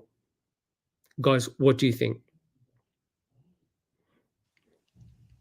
I have a question that it's related to the topic, but it's kind of sideways going backwards, if I may. Of course. So Bobby says that he left before Teresa, correct? Correct. And that last thing he saw was her car, but not Teresa. Only her car. Correct. Yeah. He glimpsed her car. Yeah. So why is that a guarantee that she never left the salvage yard? It's not. It's not. It's not. just that bleep Kratz jumped this huge mile forward to connect the dots. That's correct. And remember, a couple of podcasts ago, I actually showed you the testimony of how far Teresa was from the front door. Remember, he said, 25 yards, I think, which was 75 feet. Yeah. Right? So what Kratz wants the jury to do is to have a leap of faith. Oh, you saw her walk towards your uncle's door, did you? Well, she was a long way from the door. Yeah. And everyone knows when you take a photograph of a vehicle, you stand back. correct? Yeah. You're not right there with the macro mode. You're about what, 10 feet back, right? Well, probably if you want to, contain the front end, the side, and a good portion of the side, she has to stand back. I'm guessing at least 8 feet. Sure. Correct. And Neverly, continue. No, it's just irritating. Yes. It's very irritating because just because Bobby said that, her car was left behind, it doesn't mean that she didn't leave afterwards. Correct. It's just pissing me off. Yeah. And Well, it's the implication. Yes, it's the implication, exactly. 100%. Innuendos, implications, yeah. Correct. Perceptions are what they are. Perceptions. Correct. It's how convincing you are to a judge and a jury, right? What we're providing is an alternative, right? An alternative scenario, right? But just so happens to be there's one person that potentially could turn this all upside down. Check 61. Can we have a look at the next slide? Unless there are any questions. How we're doing so far? We're doing okay. Well, Rhonda and I have highlighted a number of questions that we can get to later. Yeah. Yeah, Good. chat is awesome. They have their comments and questions, and they're chatting with each other. It's great. Thank you, guys. Fantastic. Well, there's no doubt that law enforcement did their due diligence. They wanted to find out who else was on the Avery salvage yard on October the 31st. Now, remember, that's how they found Vincent, the propane tank driver. That's how they found about LaQuern. But the other interesting thing is they raided all the books in the office, right? They got all the receipts. They went through Chuck's desk and they looked for receipts.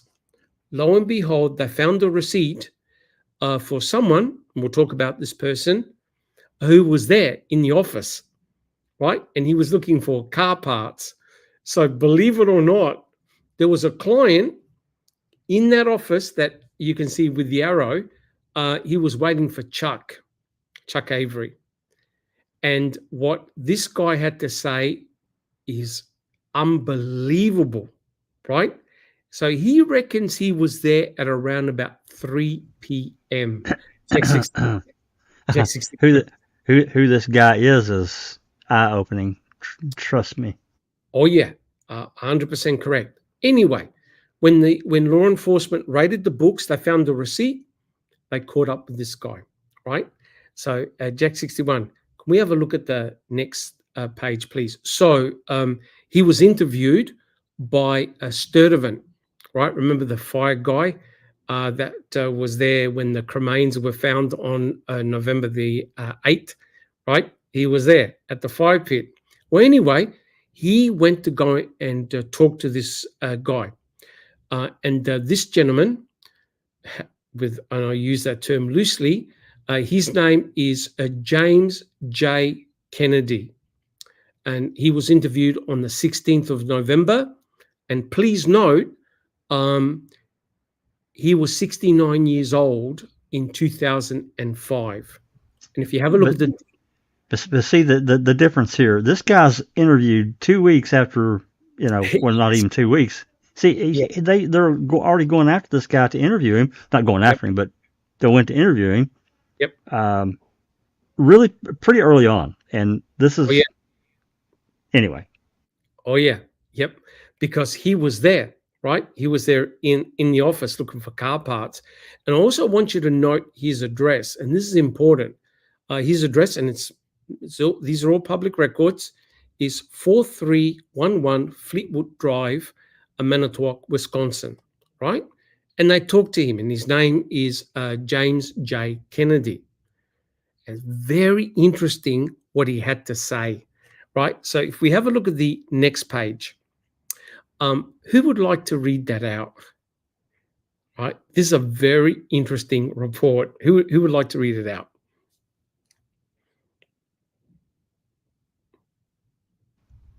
I can if nobody wants to. It's entirely up to you all. Go ahead, Jack. Do it. Yep. Okay, let's go for it. Okay, on Tuesday, November 15, 2005, at approximately 11:15 a.m., Special Agent Thomas Sturdivant made contact with James J. Kennedy, white male, date of birth 401-1936, at his residence located at 4311 Fleetwood Drive, Manitowoc. Home telephone number is cell phone.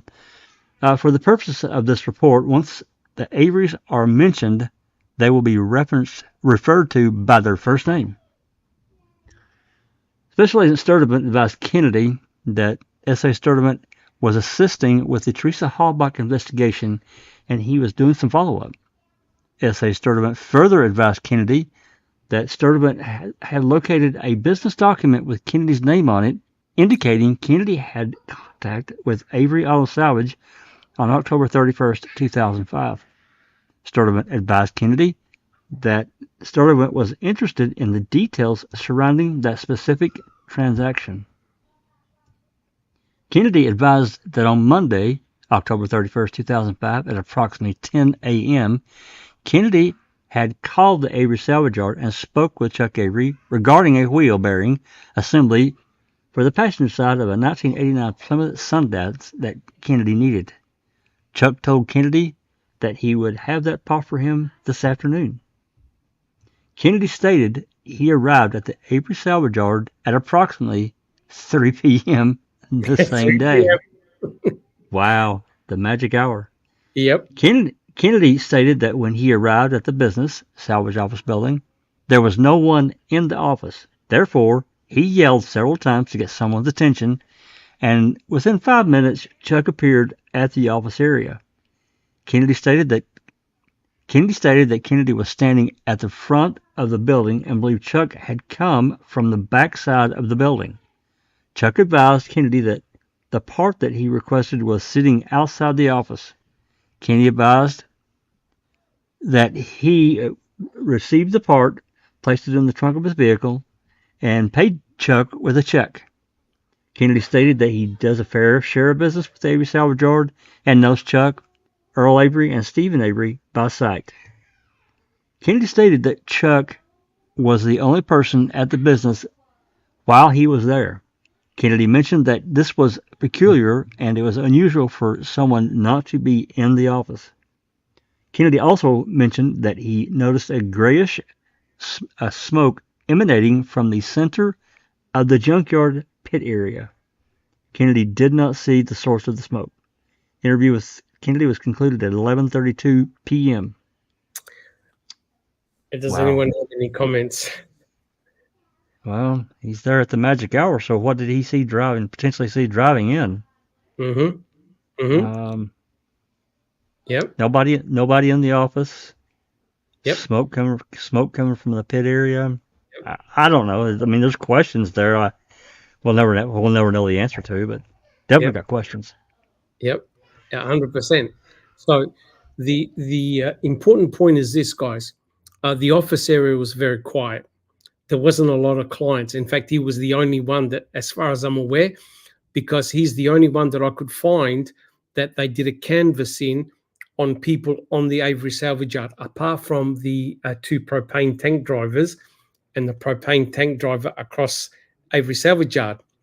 So what he said, what Kennedy said, echoed with what LeQuern said. It was very quiet, very little traffic. Now, here's the killer. Now, remember, people's perception of time, unless he had a stopwatch and he knew exactly what time he was there, he said about 3 p.m., right? So that's interesting. So if you have a look at the two potential timelines for LeQuern in court said, he was there between 3:30 and 4 p.m., right? So the argument would be, if he's there between 3:30 and 4, maybe he saw Kennedy drive out. Guys, would you agree? Maybe he saw Kennedy drive out. Potentially, depending on what kind of vehicle he drives. Yep, 100% correct. But or if you use Corn is there 3 to 3:30, you could have seen him. Correct.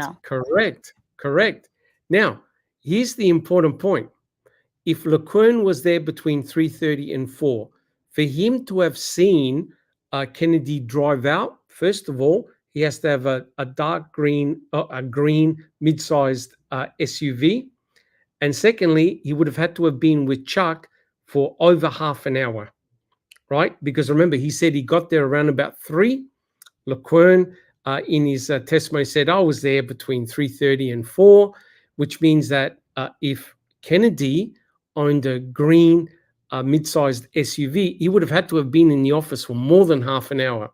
Guys, is that reasonable? For him to drive out past LeQuern, he had to be there for at least half an hour. Right? Well, at least half an hour. If you're going by 3:30 to 4, By that, 3:30. you know, that's just an estimate in my book. Correct. He could have been there at 3. Yes, he could have been there at 2:45. Correct. This also makes Scott Tadich's statement when he saw Bobby passing him, right? Yes. Even more fishy. Yes. Even more fishy, because in this whole kerfuffle, he was the only one actually who pinpointed the time. Everybody else talks about approximate times. That's 100% correct. And so that's very, very interesting. So if LeQuern is there earlier, remember how it worked out? He had to be there before 2:30 and leave before 3. Potentially, he could have missed Kennedy driving in, right? He would have already gone because LeQuern never saw any vehicle drive in. So it's intriguing, right? So can we debunk LeQuern? So I wanted to find out more about who Kennedy was, right? So if we have a look at the next picture, this is what we have. No matter what the time is, this is what we got, right? We got Stephen, who said that after he saw Teresa and he saw that Bobby Dassey had left, he had gone back in his trailer, right? So Stephen is in his trailer. According to the state, Teresa is in that trailer. He's holding her against her will. Her RAV4 is still there, right? This is around the 3 o'clock mark, right? From Stephen's perspective, she drove out. LeQuern sees a mid-sized green SUV. Is it Teresa's or does it belong to Kennedy, right? So we know in the office, you got Chuck and you got James Kennedy, James J. Kennedy. He gets a car part. And notice it was for, I think, the 1989 Plymouth Sundance, right? Don't worry, I'll show you a picture. So we now have a potential, can we debunk LeQuern? Potentially, did he see Kennedy drive out?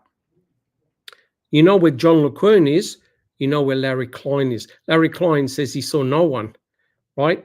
They asked him, did you see Teresa's RAV4? He didn't even say he saw a vehicle drive in, and he was there.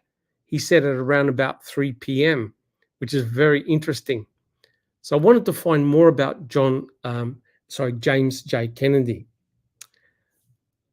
And Jack 61, you want to put up the next slide? This is a trigger warning, guys. This is a trigger warning, right? Now, James J. Kennedy is a very interesting person. Now, this was from the newspaper, Manitowoc newspaper, in 1999. Let me read you what he got charged for. Again, trigger warning, guys. In July, Kennedy pleaded no contest to 9 charges: second-degree sexual assault of a child, soliciting a child for prostitution, sexual exploitation of a child, 2 counts of exposing a child to harmful materials, and 4 counts of possessing child pornography. 14 related counts were dismissed in exchange for his pleas. Now, in 1999, he was 63. When he got released in prison, he's 69 years old. I checked his name. It's exactly the same name. I checked his age. His age is exactly the same. And furthermore, if Jack 61 scrolls down, it's his address. It's the same guy. It's the same guy. So James Kennedy got released. He got released early. The judge sentenced him to 15 years in prison for sex crimes. He got released in 2005 on June the 8th, right? So he That served. makes my blood boil. Hold on, it gets better. He had served 6 years in prison, right? And one of the charges was the possession of child pornography. He's in the office the same day that Teresa arrives on the Avery salvage yard. I'm not saying that James Kennedy did anything wrong, but I'm just saying how bizarre this is, Jack 61. Well, I mean, is it unfair of me to bring up Earl's past and the issues that he's had? Yep. You know, I'm just saying, is there a connection there? He's known these guys for a long time. Yes, he has. They've had conversations about. Yes. I'm just saying, my mind went there immediately when talking about this stuff throughout the week, and I knew this was coming. And Yep. I'm sorry. Maybe it's wrong. Yep. I'm just saying, was there a connection? Because we know that He knows these them. Well, I mean, these individuals, they have their own little network. They do. They hook up. They exchange photos and movies and all that shit. It's sick. I'm with Susan. It just pisses me off. 100%. So he was released Now, on Susan. is the only way that we know what time he was there by his testimony? His time. Correct. His time. That's It's right. the only one that, like, the receipt is not timed, or I tried to find the receipt. I can't get it. I don't think we have it. I doubt it would have a time on it, but Probably not. No. That's exactly what I was looking for, right? But it gets darker. This guy has got 13 different aliases, and he's been charged previously for other sex crimes. He's 5'11". He's got grey hair. I'm not going to say anymore. What is incredible is that he's a registered sex offender, and God damn it, Strang and Buting wanted to name him as a Denny. They knew all about it. Why did my mind just automatically go to Sawinski's affidavit? Sorry, it did.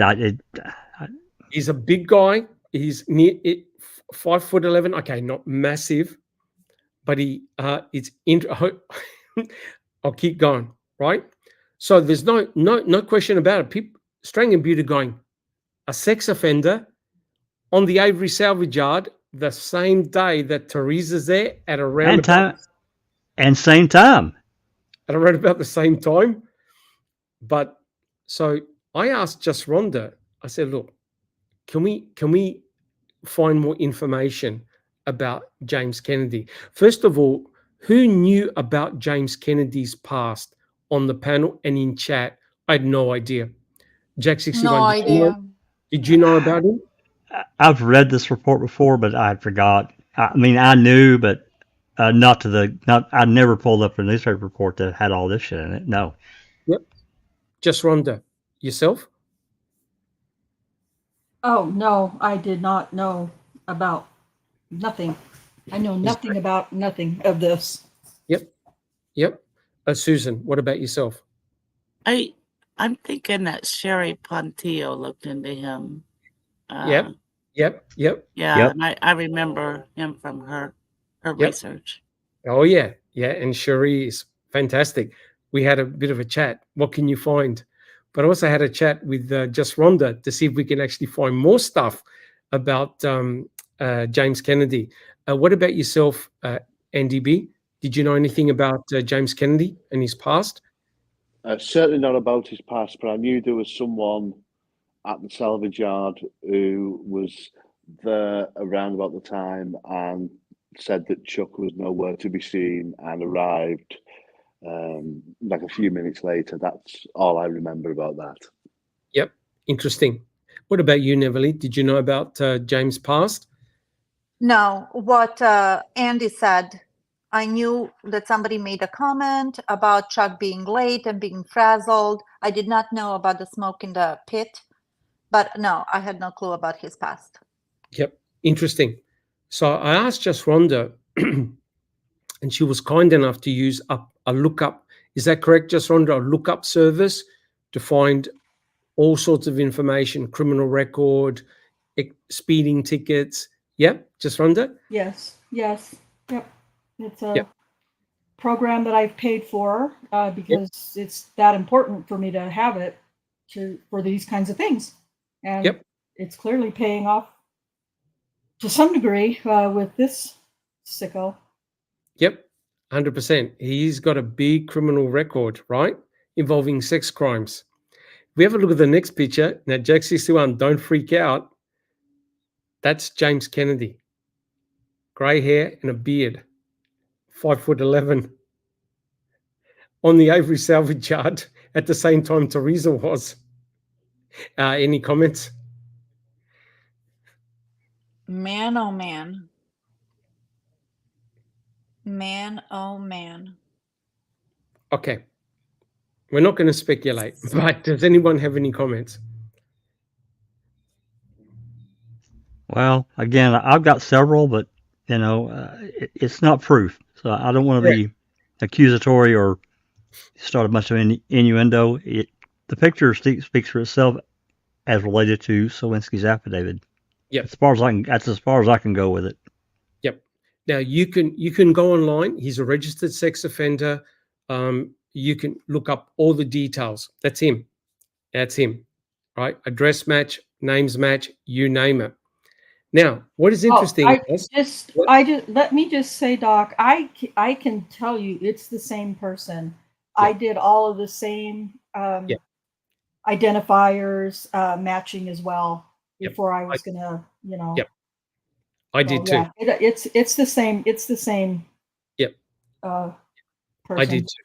Yep. I did independent and got exactly the same details. He is a registered sex offender.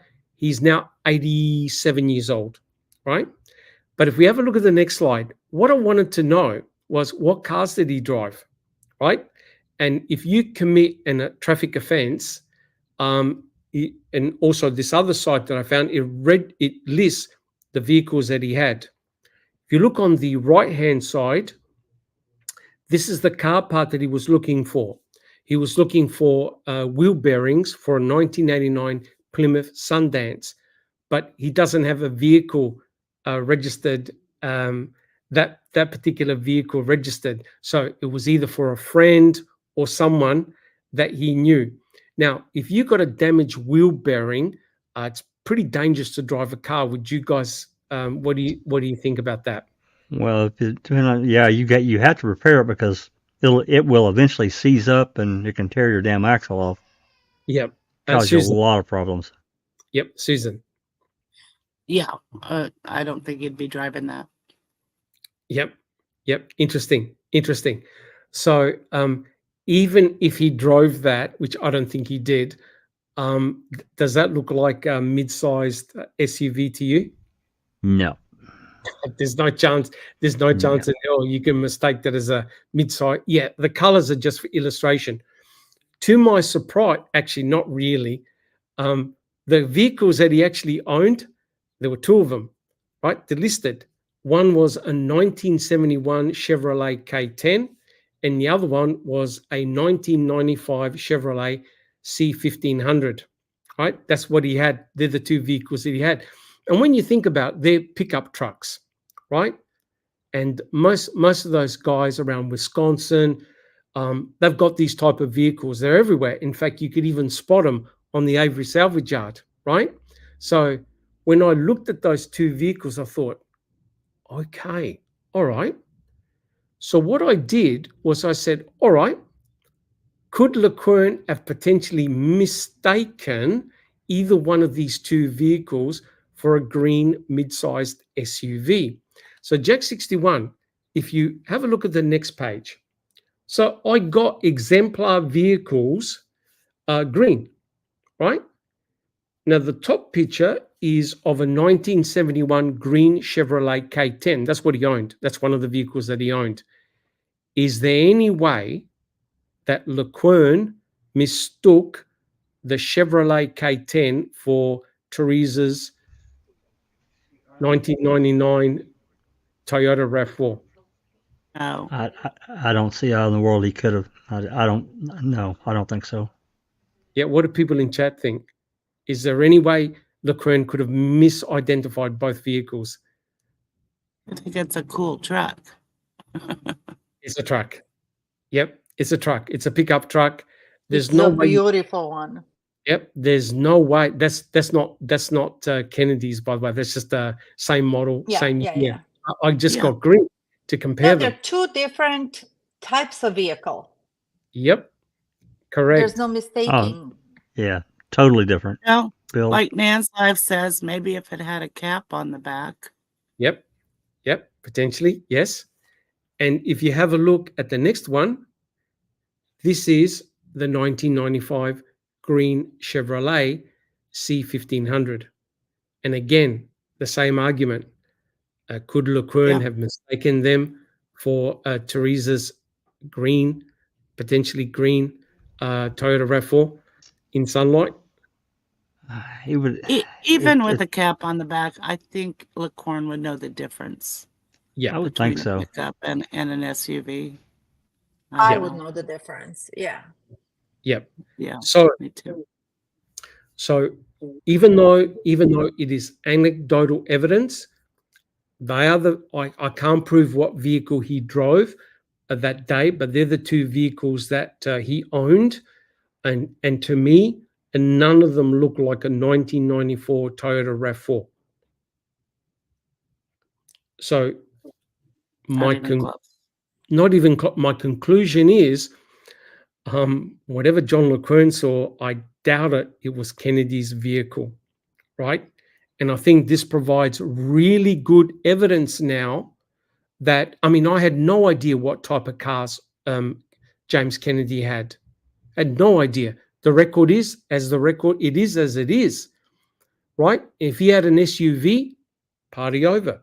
You can't rule him in, you can't rule him out. The fact that his vehicles were pickup trucks, I think that's pretty powerful anecdotal evidence when you consider that LeQuern was not able to give an accurate time. LeQuern he did not see the school bus. This puts LeQuern's observation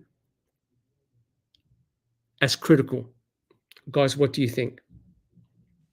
I think LeQuern would have known the difference between a small SUV and a pickup truck, no matter how big or small the pickup truck is.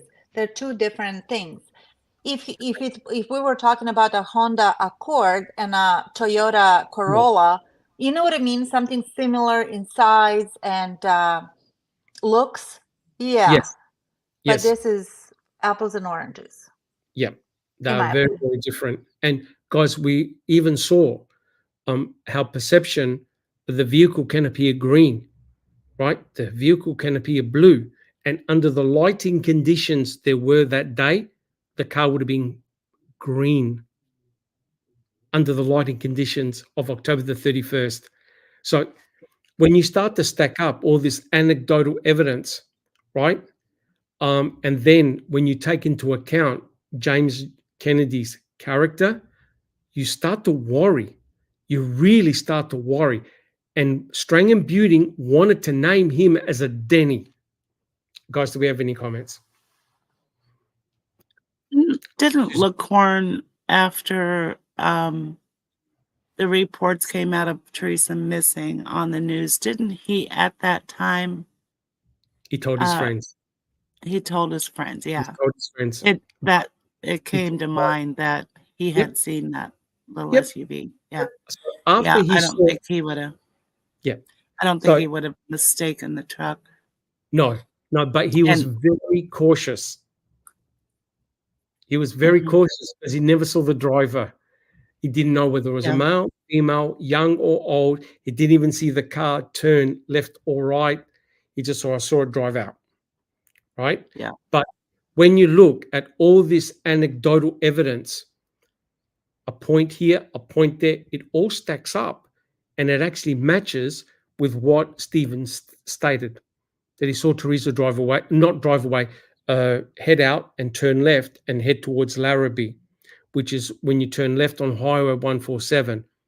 You now potentially have an independent eyewitness that backs Stephen up, that backs him up, because you can't have all these random individuals and everything fitting in the timeline, because this event occurred only one way. Guys, do you see it? It only occurred one way. Absolutely. That's why I was saying this 2:30 to 3 o'clock time frame is the witching hour. It is the critical time frame. Yep, and the law enforcement knew it. That's why they interviewed Kennedy, right? And they even remember the guy that even said what time the mail got delivered, right? So it's all stacking up, and it really all depends on Tom Sawinski and what he told Seglob. Guys, would you agree? It all comes down to that. Absolutely. Yep, interesting. So and that can't be answered without a hearing. Correct. That's 100%. We can speculate all day. Put it in front of a judge, hash it out. Doesn't make any sense. And I reckon now, potentially Kathleen Zona can subpoena LeQuern and even do a reconstruction. And isn't it remarkable how all these independent pieces of information have now all gelled? They all come together. They all come together, right? Through a lot of hard work, independent reports, just Rhonda, me having a conversation with Susan, putting all the things together. Boom! It fits. I can't debunk LeQuern. I can't. He's still in. Guys, what do you reckon? Absolutely. Yeah, absolutely. I can't rule him out. I cannot. Yes. I want to. I've tried in the past. I can't do it. All right. So have I. All right. Well, look, guys. Now we're going to dovetail back. Is everyone happy for us to continue? Absolutely. Yeah. Let's move. Move on. So now we're now going to dovetail back into the chapter and Sawinski, right? And again, as Jack has played many, many times on the channel, the phone call where Sawinski calls up the MTSO on the 6th of November at 10:28, right? And the call gets transferred to Seglob. We don't have that call. So we don't know what Sawinski said. But if we have a look at the next slide, Jack 61, I found this really interesting, right? As I was checking the newspapers, boom, they thank, I think it's the same guy. Has Tom Sawinski got a sister called Ivy? Does anyone know?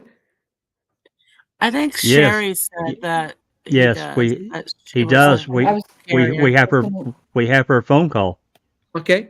Well, the interesting thing is, on October the 15th, they thank a whole heap of deliverers that deliver the newspaper, the Herald Times reporter, and the Lakeshore Chronicle. And look, they even thank Ivy and Tom Sawinski. Isn't that remarkable? Yeah, they both. I think they both work for the Gannett or whatever the newspaper. Correct. Distributor.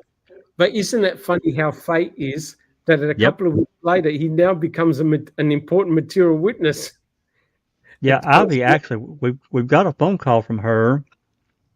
She's talking about Chuck's daughter staying at this apartment and all this other stuff going on. It's actually seemingly like it's a 3 or 4 minute call. I'd have to look it up, but for them both to be involved in this case, it's really strange. It's just really strange. It is. All right. So guys, let's do a couple of more slides. So now we're back into the chapter. Susan, do you see that slide? Sure, Doc. Would you like to read it out? Sure. From there, Sawinski called Avery's lawyer and her private investigator, arranged for a face-to-face interview on April 10, 2021. 2 days later, Zellner had the Sawinski affidavit notarized for the court. Quote, the affidavit described the evidence Mr. Sawinski reported to the Manitowoc Sheriff's Office about what he observed on the Avery property while delivering newspapers on November 5, 2005, as well as the actions he took afterwards. His affidavit included a map indicating where he observed the two males pushing the RAV4, end quote. Zellner's motion stated. By August 28, 2021, Zellner had listened to all of her law enforcement audio recordings from Avery's case. She found no recording that matched the description of events provided by the former Manitowoc newspaper carrier. Not ready to give up on her quest for the elusive information, Zellner submitted 3 new Freedom of Information Act requests to the Manitowoc Sheriff's Joint Dispatch Center on March 15, 2022. She focused on the agency's audio recordings between 12:01 a.m. November 3, 2005 through 11:59 p.m. on November 9, 2005.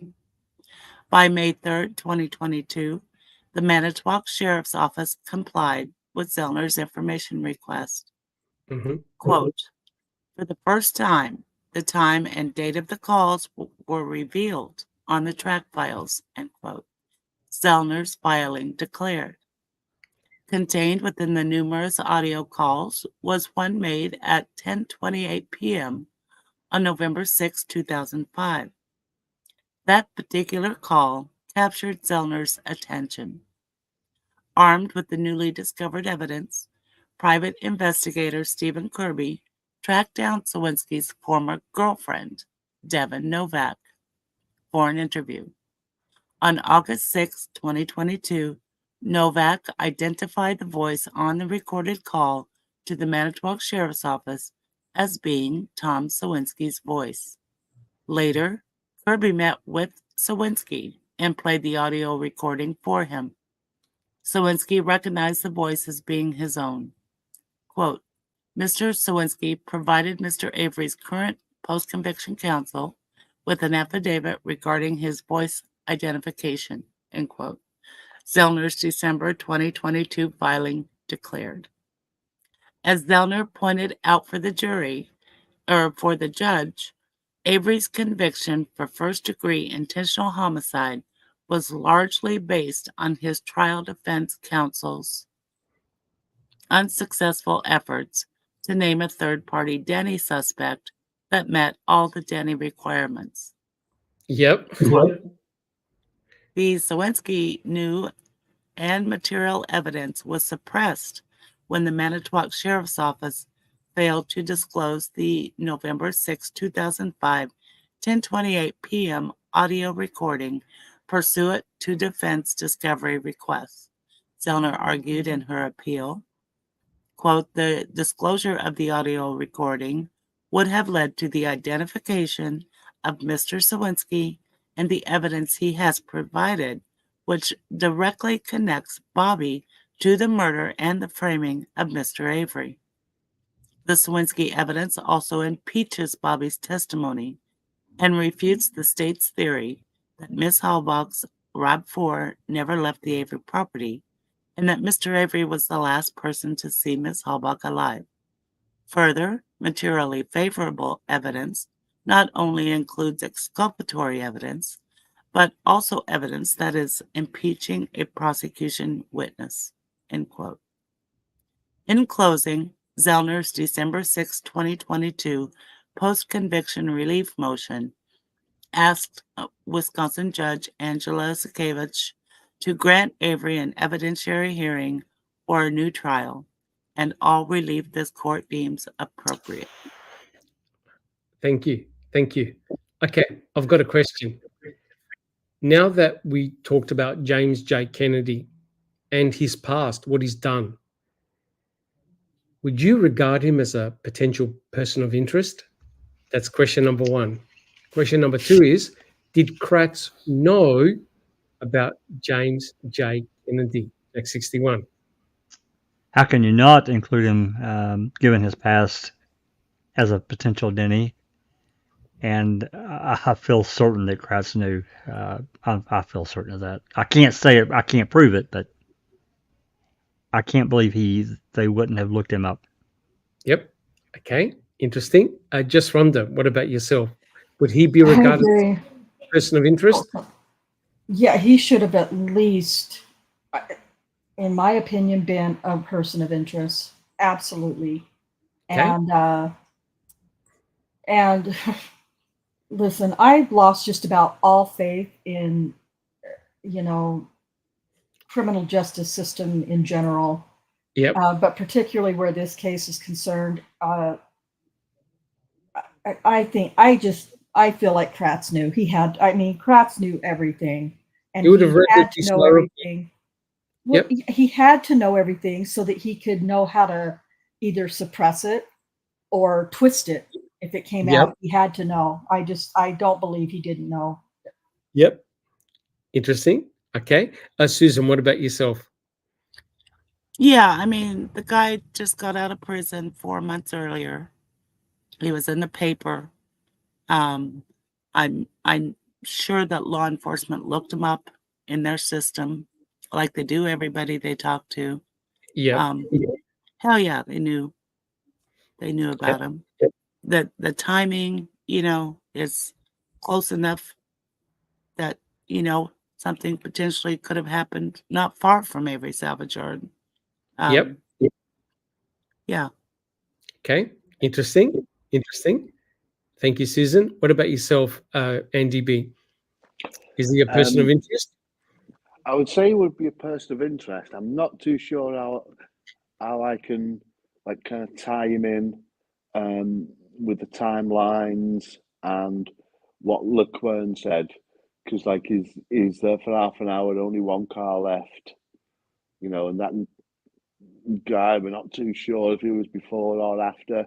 If he was after, he's not quite following her out and stuff like that. You know what I mean? But certainly a person of interest has to be with that kind of past. Yep. And that's on the proviso that his time estimate was correct when he said he was in the office, right? Yeah, and he could have schmoozed that a little bit just so that he wasn't. So, yeah, it wasn't. Yep. Interesting. Okay. Neville, what about yourself? Is he a person of interest? Yes, because of the timing, because of the day actually that he was there and what happened and whatnot. And did Kratz know about him? I think absolutely. And I don't know who said it on the panel. Okay, so whenever there's an investigation, the law enforcement supplies their findings to the prosecutors, to the state.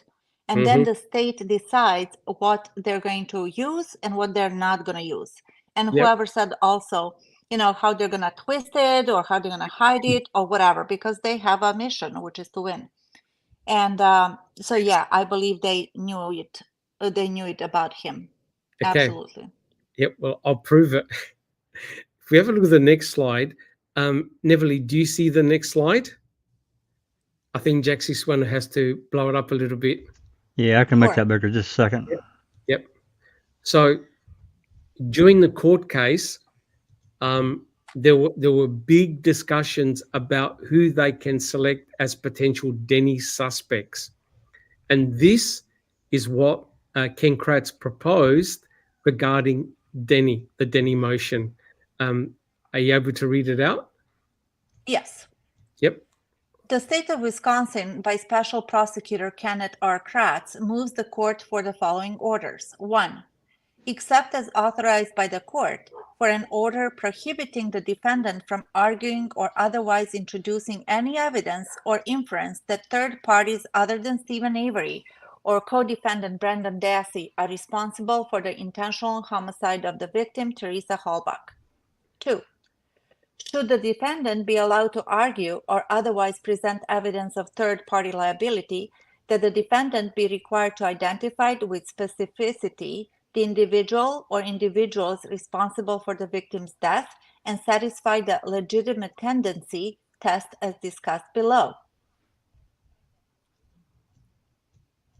Number 3, except as authorized by the court, for an order prohibiting the defendant from arguing or otherwise introducing any evidence or inference that evidence against him was planted.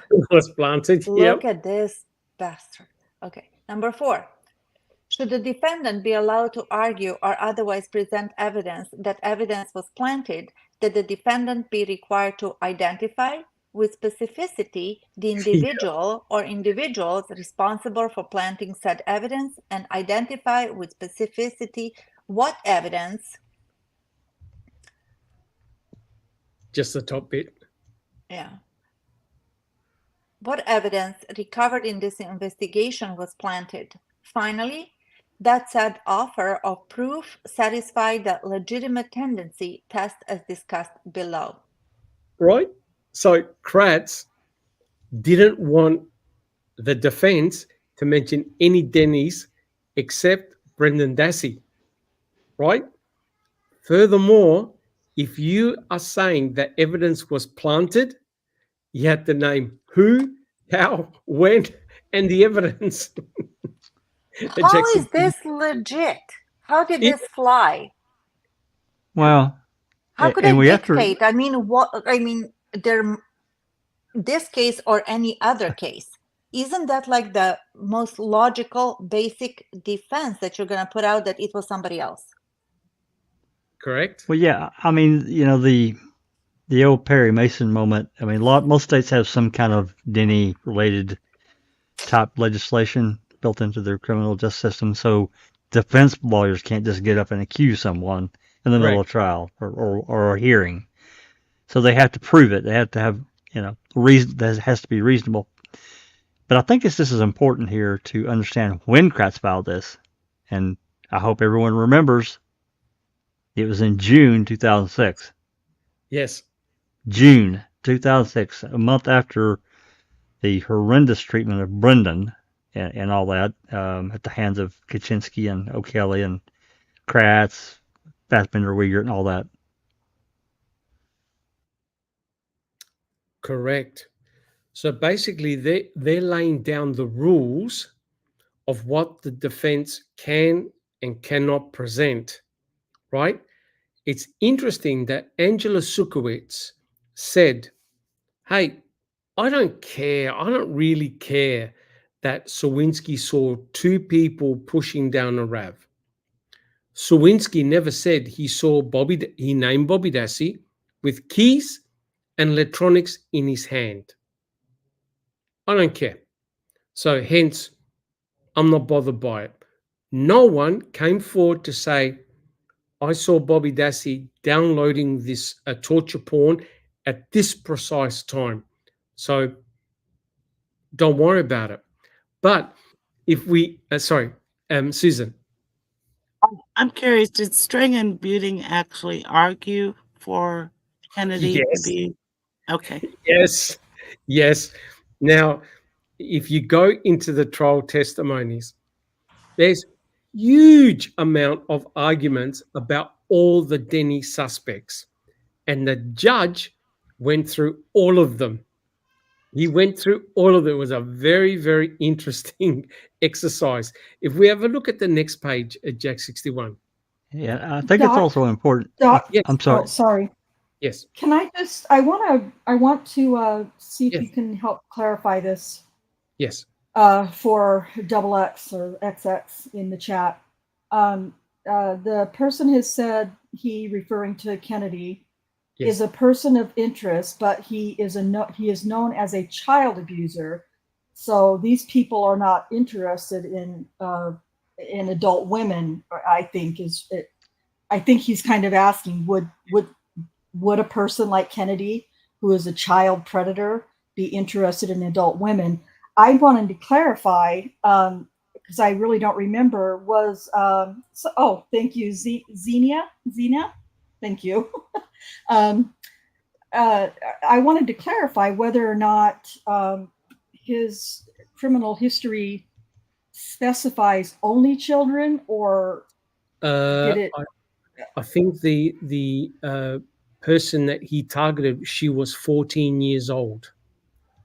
Okay. 14 years old. But you now can't put a division and say, oh, he's a child sex predator, Teresa is older, don't worry about it. I don't think you can make it black and white like that. I don't look at it that way necessarily, but I can see how some people could, and this is no jab at anybody, but I can see how, because that is pretty much, what would, I don't know, you call it the norm, but that's kind of what, general public, I guess you would say, tend to believe, is if it's a child predator, then they're only interested in children and never. And I mean, there may be some scientific studies to that. I don't know for sure, but I don't know that, like you said, I'm not convinced that there's a cutoff line. If there's an opportunity for somebody like Kennedy, from what I know of his, history now, if there's an opportunity for somebody like him, whether it's a child or looks like a child or, whatever, I think an opportunity is more of an interest than just, oh, never mind, she looks older than a kid, I'm just going to let that. Maybe it could be, but I don't know. I still think that it's a very real possibility, or person of it's definitely, for me, somebody who's capable of doing that. But the other important point was that he's there at that critical time frame. That's I really think that's the important thing. He's there. Again, opportunity. He's faced with an opportunity, and there doesn't seem to be. And of course, I'm just making up theories in my mind that could be logical, but he's there. There's nobody around. He even says that in his statement, that it was quiet. Very quiet. Around. So there's plenty of opportunity that could put him in a Denny position, in my way of thinking. Yep, I agree. Thank you so much, Just Rhonda. Jack 61. Yeah, again, this document's dated, as we can see, June the 9th, so it was less than a month, 3 weeks after they went after Brendan again. I think it was really crafty and planned. I think Kratz knew of these potential problems that he could face in court, right? Yep. So he scurries down to the courthouse to file this Denny motion. Yep. Now, I want everyone to also, does everyone remember when they actually had the hearing for the, pardon my language, fucking Denny motion? It's unbelievable. Everyone remember or no? No, tell us. I forgot. January 2007, a month or less than a month before trial. Right. So 7 months later, they have the in-camera hearing. I think Willis even commented, if I'm remembering this right, it's the only time in 10 or 12 years, whatever it was, that he had ever had an in-camera hearing, ever. Right. That means the public was not allowed to be in there. Only those interested parties, the lawyers and the bailiffs. I think Steve was there. That's it. Yep. Now, why is this significant? Have a look at the list that Strang and Buting wanted to call as potential Denny's. Scott Tadich, Andreas Martinez, who had attacked his was a girlfriend or wife at the time with an axe. Right? Andrea Martinez, James J. Kennedy, Charles Avery, Robert Fabian, Earl Avery, and the Dassey brothers as potential Denny's. None of them could be labeled as a Denny except Brendan Dassey.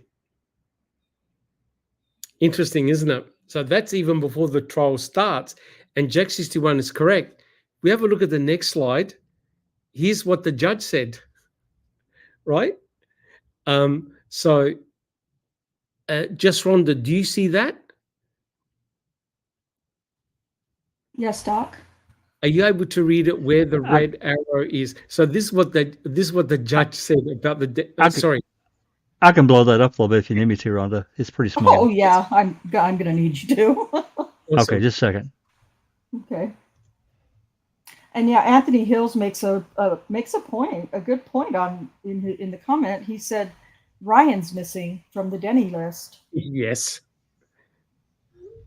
Yeah, great. Hadn't noticed that, Anthony. And Ryan's my main suspect. So I can't believe I didn't miss that. I didn't catch that. Anyway, okay, so starting at the red arrow, right? Yeah. With the exception of Scott Taddock and Andreas Martinez, the other persons identified by the defendant may have had an opportunity to commit some or all of the crimes charged in the sense that they were near the alleged crime scene at the time of the alleged crimes. The defense fails to offer any meaningful evidence, however, to suggest that any of the persons named were directly connected to the crimes in any way.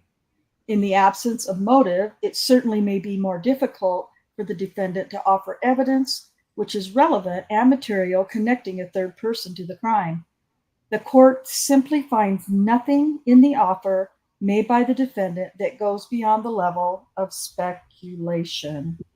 The order, the defense is precluded from offering any direct evidence that a third party other than Brendan Dassey participated in the commission of the crimes charged in the amended information.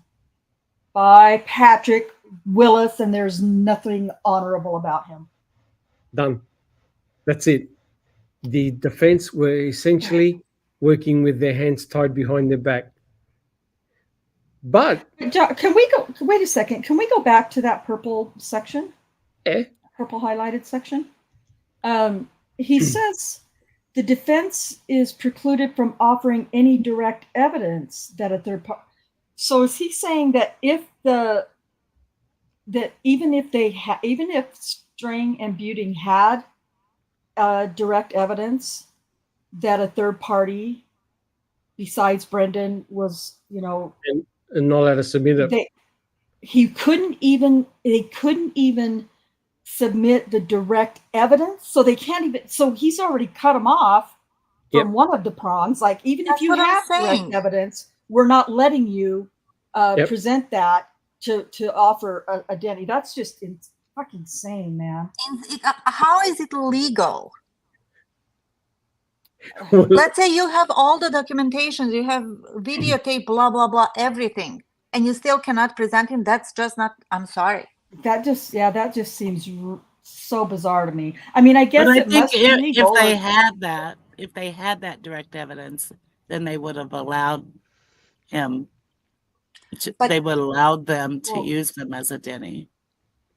It says they were precluded from offering direct evidence. I think they would have had to. They would have had to appeal that right there at the in a pretrial hearing with the Court of Appeals. They would have to challenge obviously. it. I think. Yeah. But and obviously it's not illegal, or that would have been probably one of the first things that Zellner would have used, as in a filing. But still, that just seems so unconstitutional to me for some reason. Can you blow it up again, Jack? Let's read that last paragraph again. The purple one? The defense is precluded from offering any direct evidence that a third party other than Brendan Dassey participated in the commission of the crimes charged. That means that even if they had the direct evidence of a third party, they're precluded from offering it. That's what I just said. Even if they had all that evidence. Because they didn't meet the 3 prongs. That's what he's ruling on. Yeah. That's 100% correct. Which totally sucks, but yeah. Right. So this now explains the route that Kathleen Zellner has gone, correct? Yes. This now explains why Kathleen Zellner has gone down this path, because she would have encountered this resistance. She had to. She has no choice. Nope. Correct. And Judge Angie set the bar so damn high, no one could ever pass it. No one. Yep. Correct. So Susan is correct. Everyone on the panel is correct. You knock down one Denny prong, you're out the door. And remember about motive. I think Judge Willis talked about Bobby Dassey as potentially being a person of interest, because potential motive, he had opportunity. But what was missing? What was missing back then? A direct connection. Direct connection. Yep. Hence, enter Tom Sawinski with the direct connection. Now, I'm not saying that Tom Sawinski saw Bobby Dassey, but according to Sawinski in his affidavit, he stated, I saw Bobby Dassey and an older guy with a beard pushing the RAV4 onto the property, and hence the direct connection. Angie argued, bullshit, that's not a direct connection. Tom Sawinski never saw Bobby Dassey with her keys. He never saw Bobby Dassey with electronics. And that's the argument that was presented. How the fuck would she know? Well, that's what they need to knock the Denny prongs.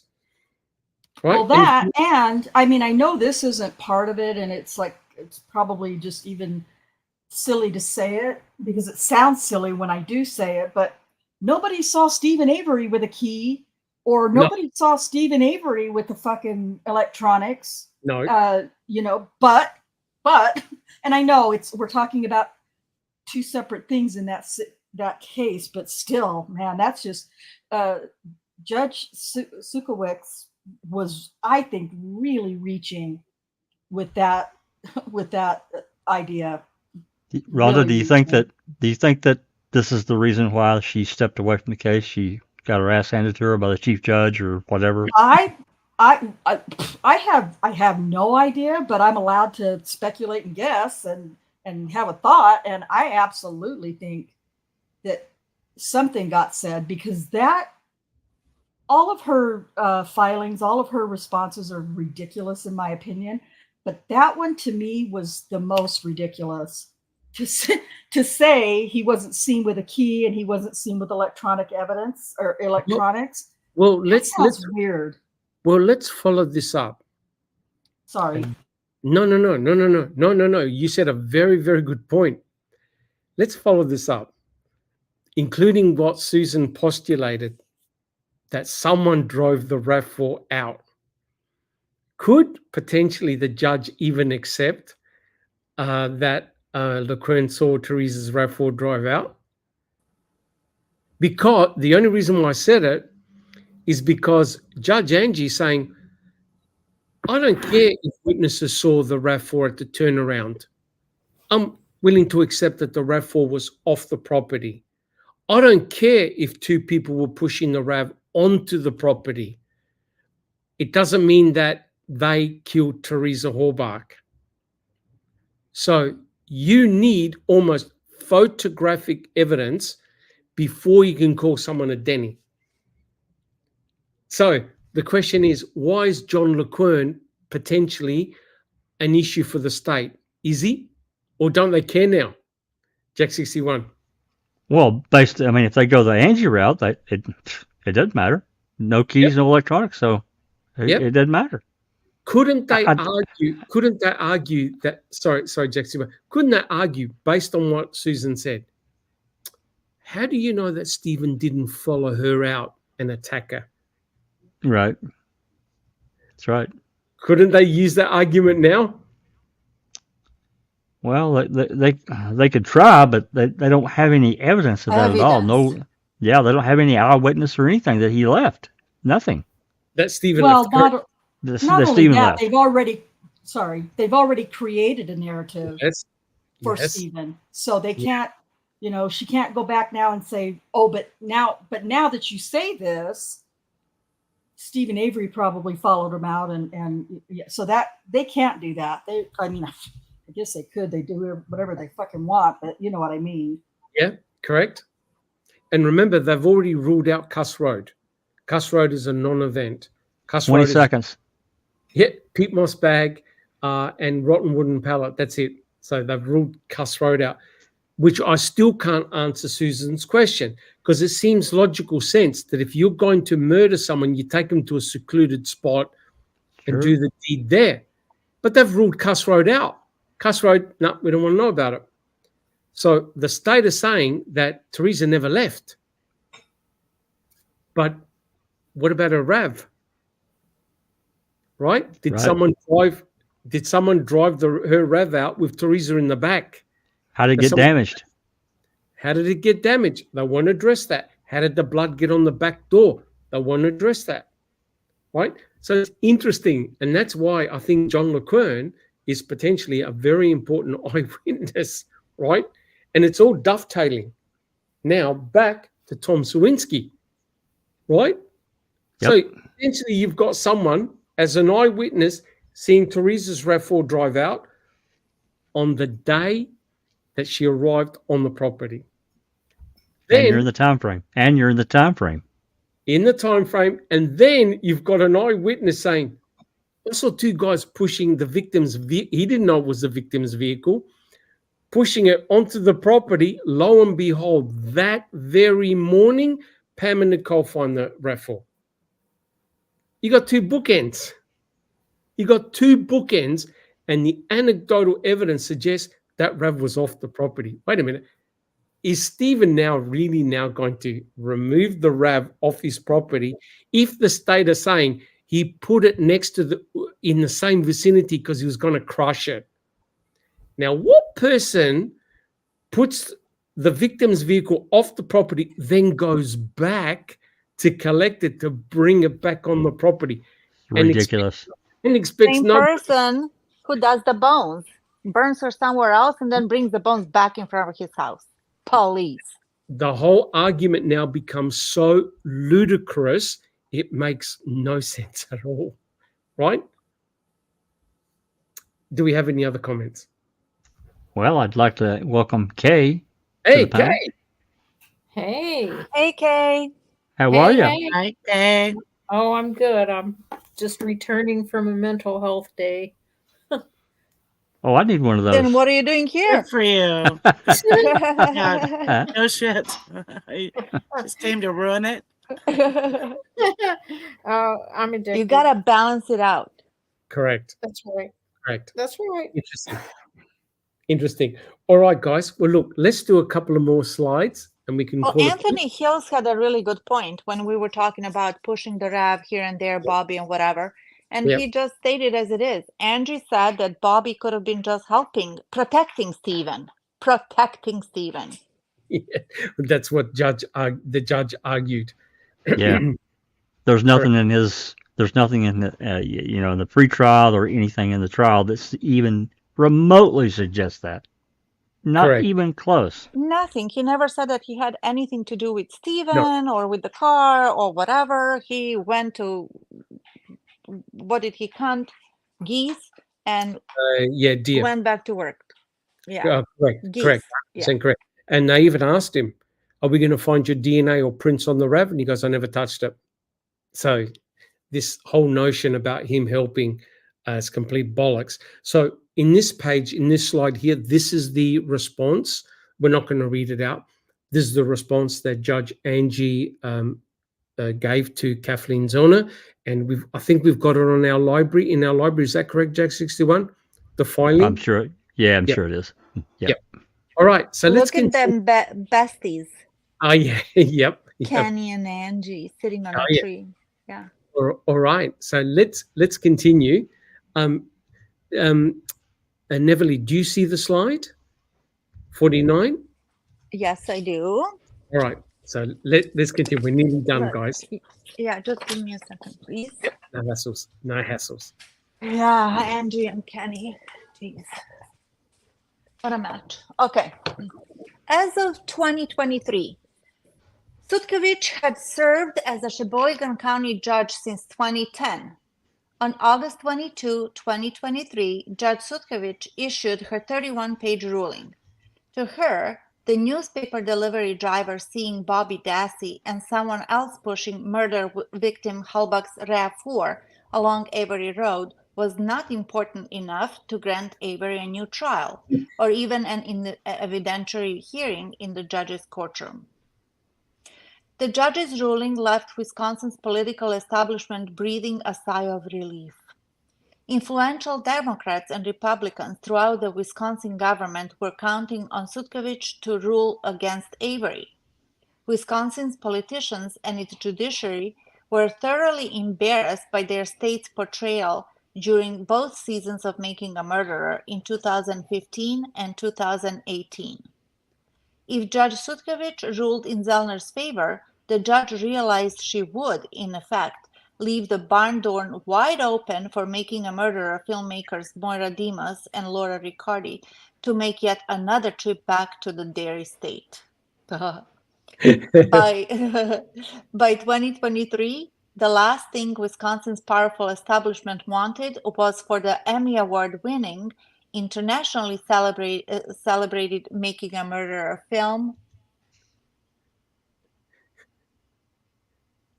producers to release a season 3. Could you imagine that? Could you? Oh, it would be awesome. For that reason, Wisconsin's politicians had put their faith and trust in the middle-aged Sutkiewicz. They considered her their sacred goalkeeper.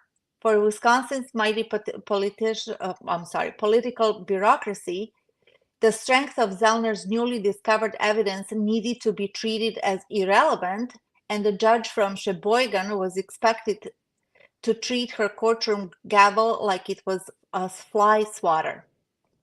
Avery, the condemned prisoner from Manitoba County, and Zellner, his celebrity status exoneration lawyer from Illinois, were considered obnoxious insects in the eyes of Wisconsin's justice system. However, for judges like Angela Sutkiewicz, it seemed as if Zellner would not make like a bee and buzz off, no matter how many times a fly swatter was waved in her direction. These are fighting words. Now, this is Ferak who wrote this, not Kathleen Zellner. Yeah. Finally, on August 22, 2023, with the weight of Wisconsin's justice system resting on her broad shoulders, Angela Sutkiewicz realized her highly anticipated ruling on Avery's latest post-conviction motion that was released, her highly anticipated ruling. The ruling consisted of 31 pages, of which more than half rehashed the crime's background and other chronology. If you were an avid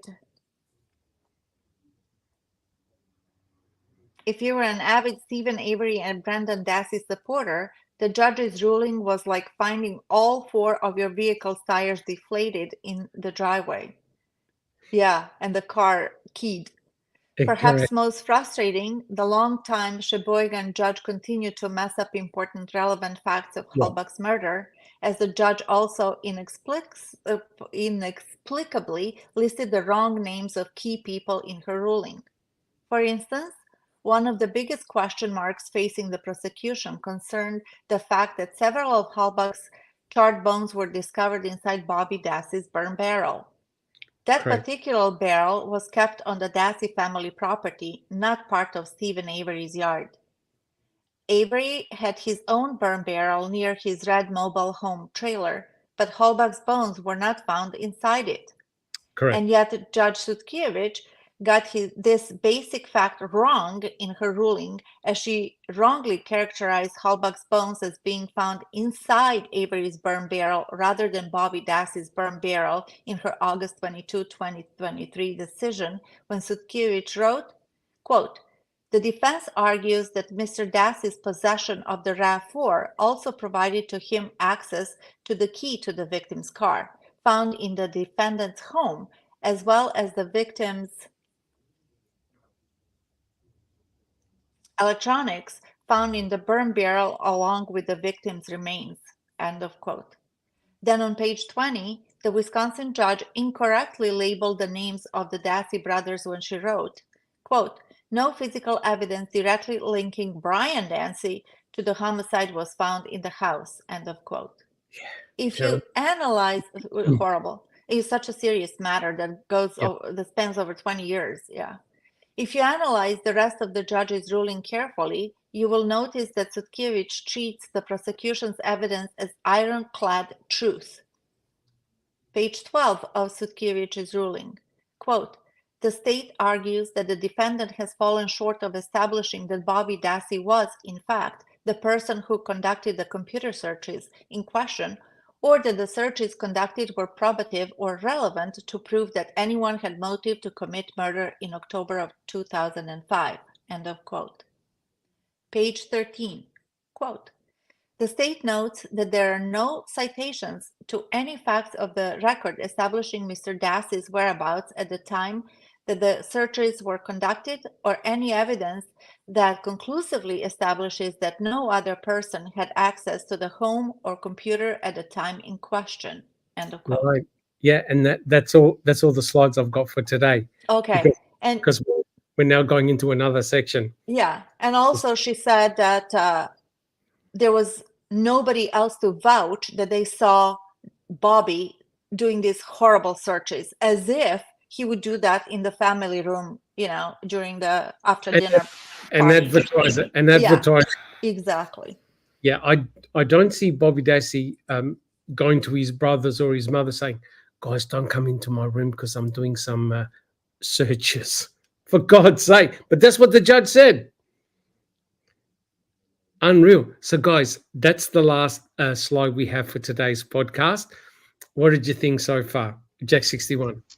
Oh, I loved it. It's a really good deep dive on, based on the information that we have, and then diving off into who Kennedy was, his past, and his appearance on October 31st at 3 o'clock, according to him, at the critical time frame.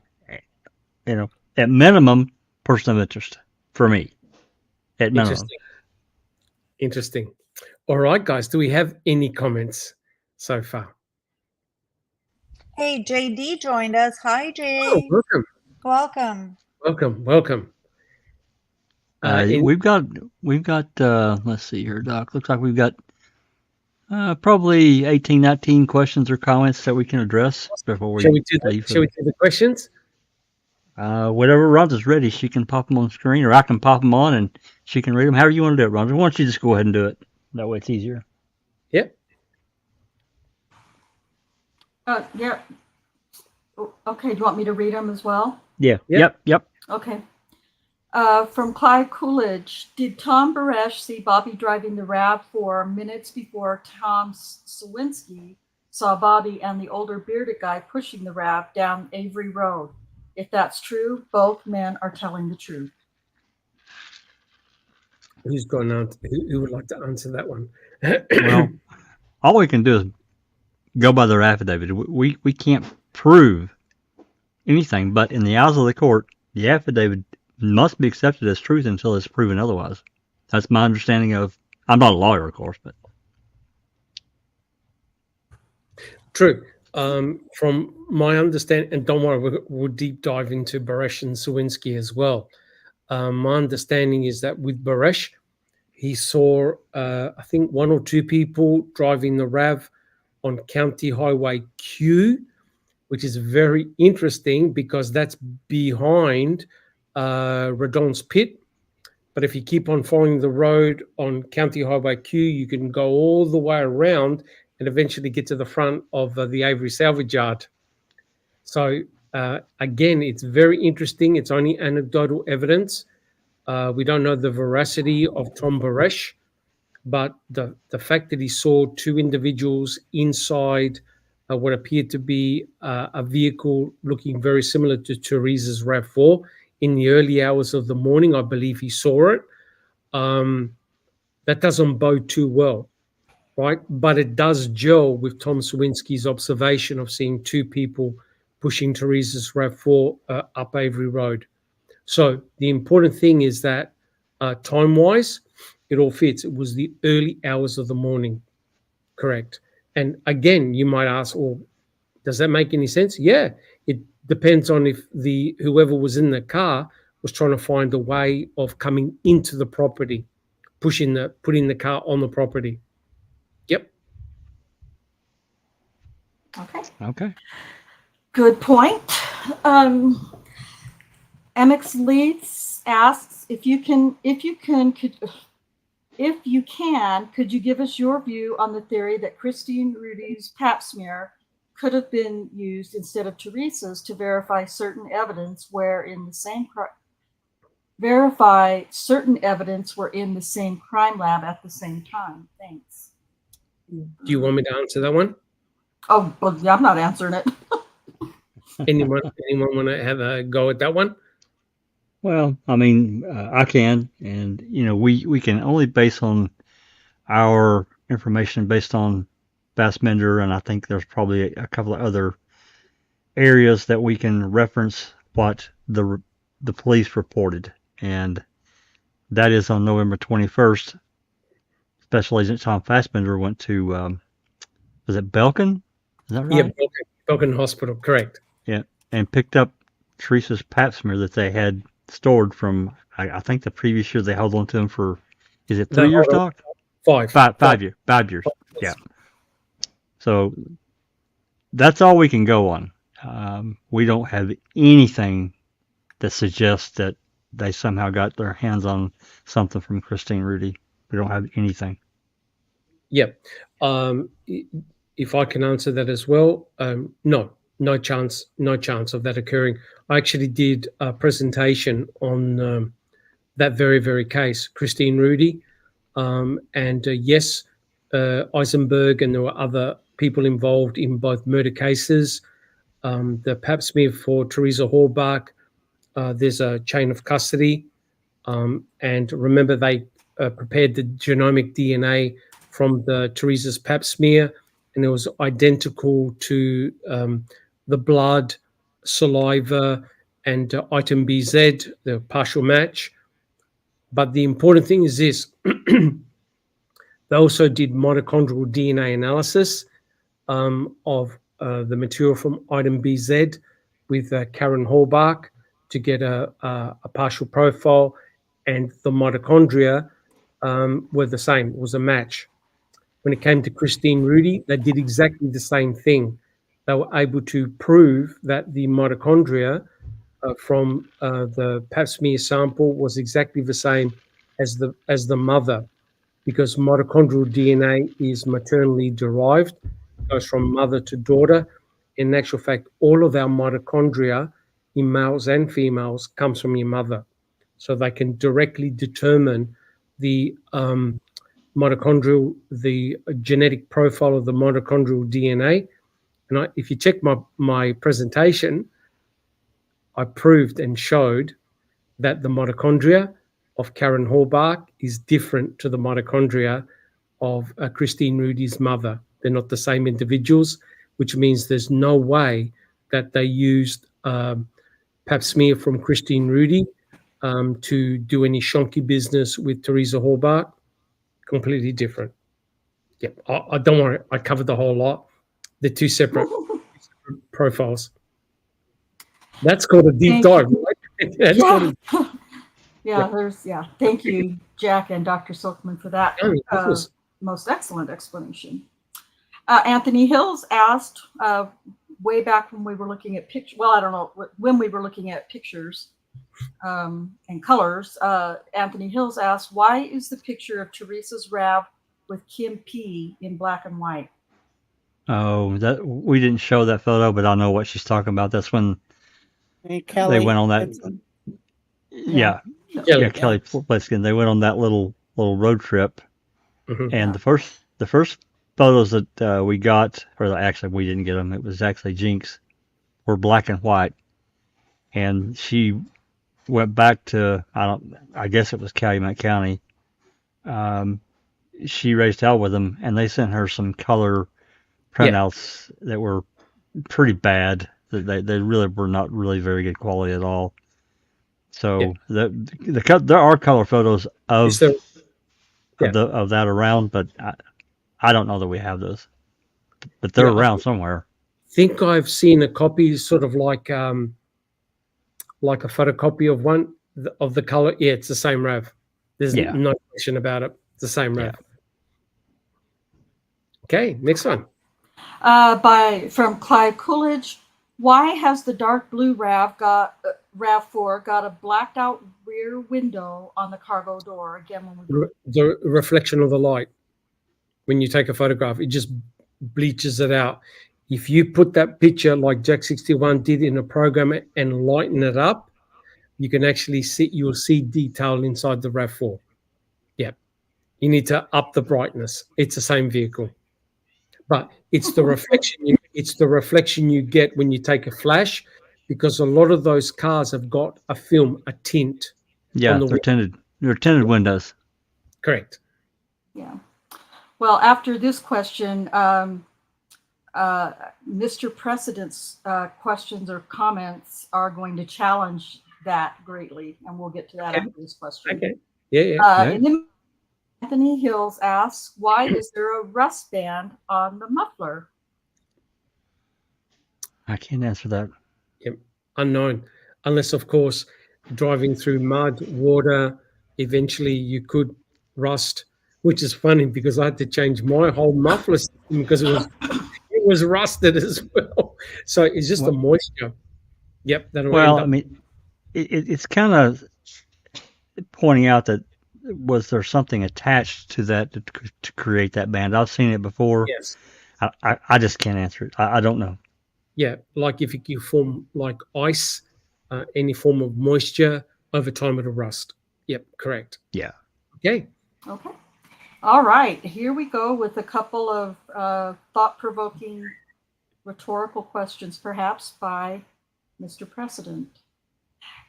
First, if you had a photo of a blue car and you wanted it to look like a photo of a green car in all caps, what would you do? I don't know if you want me to, because he kind of answers them. Basically. Yeah, he kind of answers his own question in the comments, and it didn't occur to me to star those at the same time, but and now I'm kind of stuck because I can't go between the live chat and the starred ones. So if Mr. President does want to put his answer, somebody can read that off possibly. I remember what he said. Go ahead, Susan. Oh, okay. Oh, he says they're rhetorical, mostly, his questions. Okay, that's kind of what I thought. Yeah, it was. Okay, so they're just thought-provoking. Yeah. No, but if I could just sort of answer it, potentially you could manipulate the colors, but the fact that the colors weren't manipulated because all the other colors look normal, all the other colors surrounding the pictures of and there's tons of them. There's not just one. There are many pictures, like I think about 40 or 50 different pictures of the reference. You can definitely at least. Yeah, and you can definitely see that it's green outside, a greenish color outside. So you would have to manipulate all of them and all the colors, the hues, the tones, and you can tell by the surrounding colors that the colors have not been altered. You can alter the colors by putting it in a program and adjusting the color Photoshop. Yep, the hues, but none of them look manipulated at all. And don't forget, then you got Tom Pierce's picture that he took, right? So you have independent photographs of the RAV, and there's a consistency. And I had a really good discussion with Susan. Depending on the lighting conditions, the car can appear to be green, the car can appear to be blue. And I think Neville said that in one image where there was a bright flash, they looked periwinkle blue, really light blue. And you can see the reflection of the flash on the color. Yep. Right. Next rhetorical question to think about. If you wanted to hide the color of a car, what would you do? Wrap it. Yeah. Okay. At least no evidence. Danny Brewer fan asks, how old is that driver? Does he have kids or live where he would have trick-or-treaters? That may help him fix his clock for the day. Talking about Lurquin, and not being sure of his time. Yeah, unknown. Like I haven't done a super deep dive like we did with James Kennedy. But the important thing is that what he said in court, right? What he said in front of a judge and a jury, that's what you have to go by. That's regarded as the truth. So if you subpoena him, then you start all over again. So you have to go with what he said during the court. He, in my opinion, he guessed. He guessed the time. And if you notice what he said 1 year earlier Yeah. to Fassbender, anytime or anywhere between. So you can stretch the timeline this way or that way. Correct. Move the goalpost whatever direction you need it to be. But if you had a timestamp like Vincent, you don't argue. Vincent said, "Yeah, I was at 12:26, left at 1." Boom. You actually had a timestamp. You don't argue with that. Yeah. Yep. I don't have an answer for this because I wouldn't have any idea what he would jam him up for. But another question by Mr. President: did Lurquin just lie because Kratz threatened to get him jammed up if he didn't? No. Yeah, sorry. I don't know. I don't know what. I mean, it's possible. Of course, it's possible. Kratz may have known something about him that we don't know, but I think that's definitely an unknown for sure. Well, he was a witness for the for the defense. He was, and I dare say, because Lurquin strikes me as a very honest guy. No embellishment. He was very cautious. He goes, all I saw was a green mid-size SUV drive past me. That's it, people. I didn't see a person. I didn't see the driver. I didn't know their age, didn't know their sex, nothing. And I have a feeling that if they spoke to him, they would have told him, if you don't know, say you don't know, do not guess. That's exactly what he said. He didn't embellish, nothing, because he knew potentially what was riding on this, right? Right. If he goes, if he goes, I saw a female turn left on Highway 147. How fast do you think Stephen is going to run out of that courtroom? Exactly. Yeah. He will say, told you, remove the chains now. Lurquin was very, very cautious what he said. Yep. Yeah. Yep. Good question. Okay. Then let's see. By MX Lee, the question: if Lurquin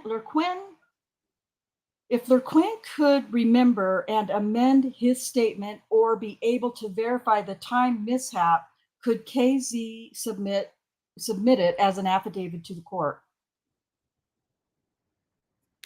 Well, put it this way. He might be one of the most important key material witnesses in the entire case, right? So how do you check?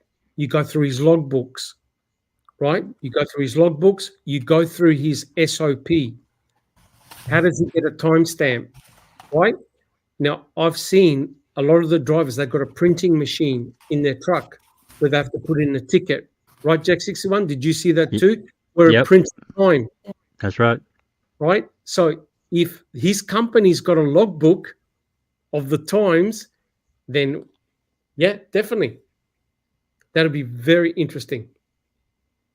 Then you potentially ask Brendan, you ask Blaine, when you came home, did you happen to notice anything near those tanks? Don't tell them what you're asking. So there were 16 kids on the bus. Did any of them note a propane tank driver there? So there's ways to go. The only problem is this: the corruption of time, your corruption of your memory. There's no way they could nail that down to that specific. Exactly. No. So so the only way is to have a look at official records that were done on October the 31st. Correct. Okay, question by Clive Coolidge. Why are we not believing what Barb said to Stephen in that heated phone call when Stephen said, "Why did Bobby say he saw her walk towards my trailer?" Barb shouts, "She left," and evidence confirms she left. Well, no one's saying we don't believe her. We're just present. What evidence confirms it? Yeah, it's just words. I mean, it's yeah.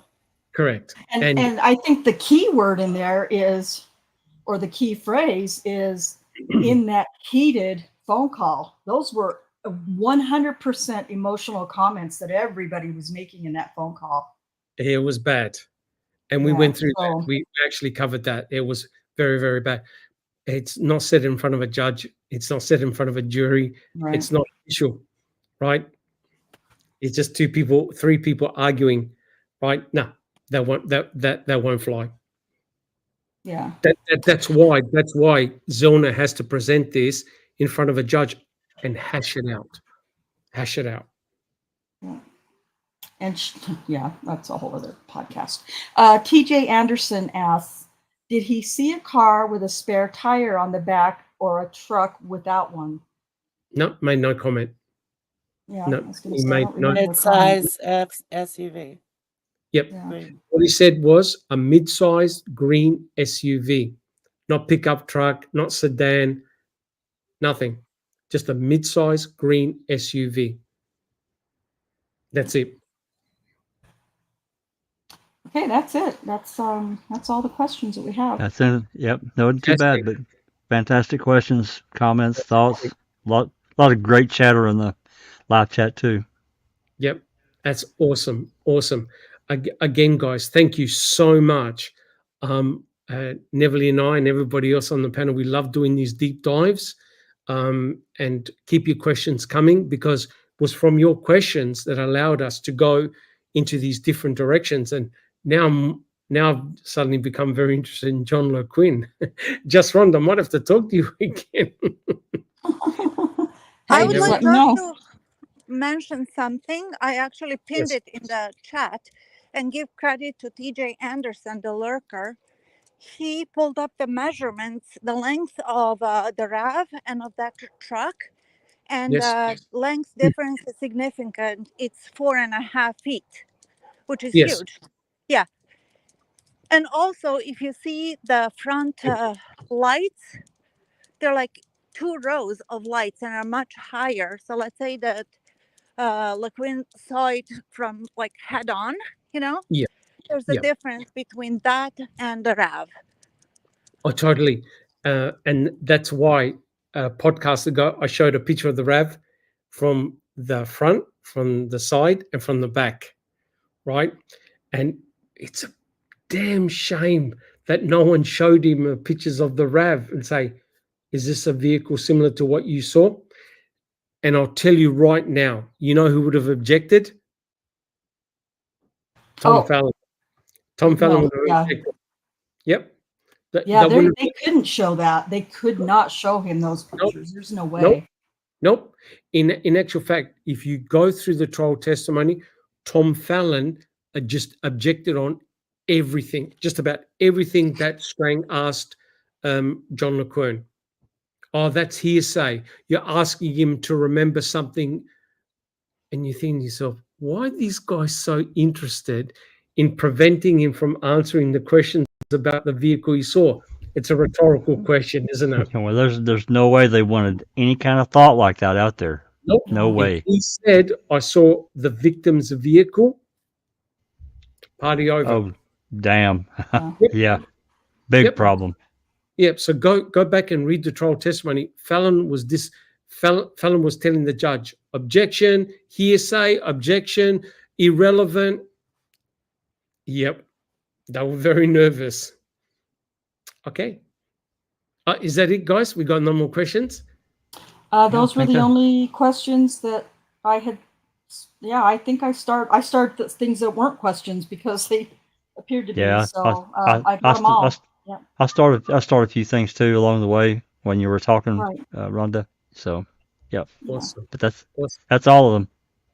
Awesome. Look, again, guys, thank you so much. I hope that you've learned a few things. I'm learning new stuff all the time. Keep your questions coming. And guys, I just want to quickly go around the panel, how everyone's coming along. Jack 61, yourself. Doing pretty good, Doc. Starting on a new project tomorrow for the open mic. I've been talking about it for a long time. Yeah, I mean, it's going to be new and old. I guarantee, and I probably will repeat this tomorrow. These dispatch calls that we're going to go through, Calumet County, it's different than what Manitowoc did. They gave us basically everything to go through. So a lot of it's going to be irrelevant, and I'm going to skip the irrelevant call. We're going to just move on.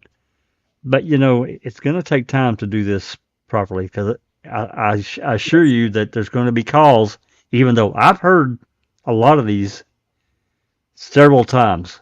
I mean, like the entire, channel, November 3rd, channel 6, or November 3rd, channel 7. I've heard them a lot, but I promise you, those of us that have listened to these calls, you're going to hear a call. You're going to say, well, damn, I don't remember that. When did that happen? What's going on with it? It's going to happen. So, this going back, it is again stepping back to what we have. It's been a long time since we really reviewed. So I think it's going to be an interesting thing for those that, again, this is another aspect. It's peripheral to the case, but it's in our face. So I think it's a good thing to review it. So we're going to start that tomorrow, 5 Central. Hope everybody can come. And this coming week, I'm going to be sending off to get some exhibits that we don't have. Relevant or not, I don't know. We'll see. We don't know until we get our hands on it. We may get something that we don't, that may be somewhat relevant, that could lead us to another direction. So that's coming this coming week. And then I think that's about it for me. Thanks everyone. I thank everyone in the live chat, and of course on the panel to work at Doc and Neverly and Rhonda this week. She pitched in to, and Sherilyn Plantello, she contributed as well to help present this information. People just take it for what it is. You can believe what you want to believe. If you think it's irrelevant, hey, that's okay. We don't mind. 100%. So that's all I got. Thanks everyone. Thank you so much. Hope to see you tomorrow. Thank you so much. Next, just Rhonda. Oh, thank you, Doc. Wow. And everybody in the channel as well, and everybody in chat. This was for me, the most interesting part was Kennedy. I feel like that was a huge missed opportunity for, at least for a consideration and investigation. I agree, Rhonda. It was, we can see that it was, I don't know if hidden's the right word, but even if it wasn't hidden, it's clear by the judge's order that it wasn't going to be anything he might have, provided as far as evidence was not going to be allowed by the judge anyway. But it seems like it should be something that could be used for PCR. But I don't know. I don't know all the laws and how that works. I would imagine if it was something, I would imagine that KZ would have already tapped into it, but who knows? Yeah. But yeah, very, very interesting and great comments and questions from the chat, and great participation. It's fabulous to see all the questions and comments and new faces that I've noticed in the chat this evening. Yes, so welcome to all of you. Also on Facebook and X that are watching on there. Yes. Those two platforms. Exactly. Welcome.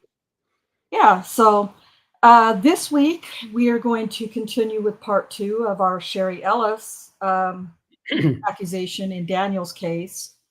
I might think we might be able to actually start on a preliminary hearing testimony transcript. I think, I'm not really sure.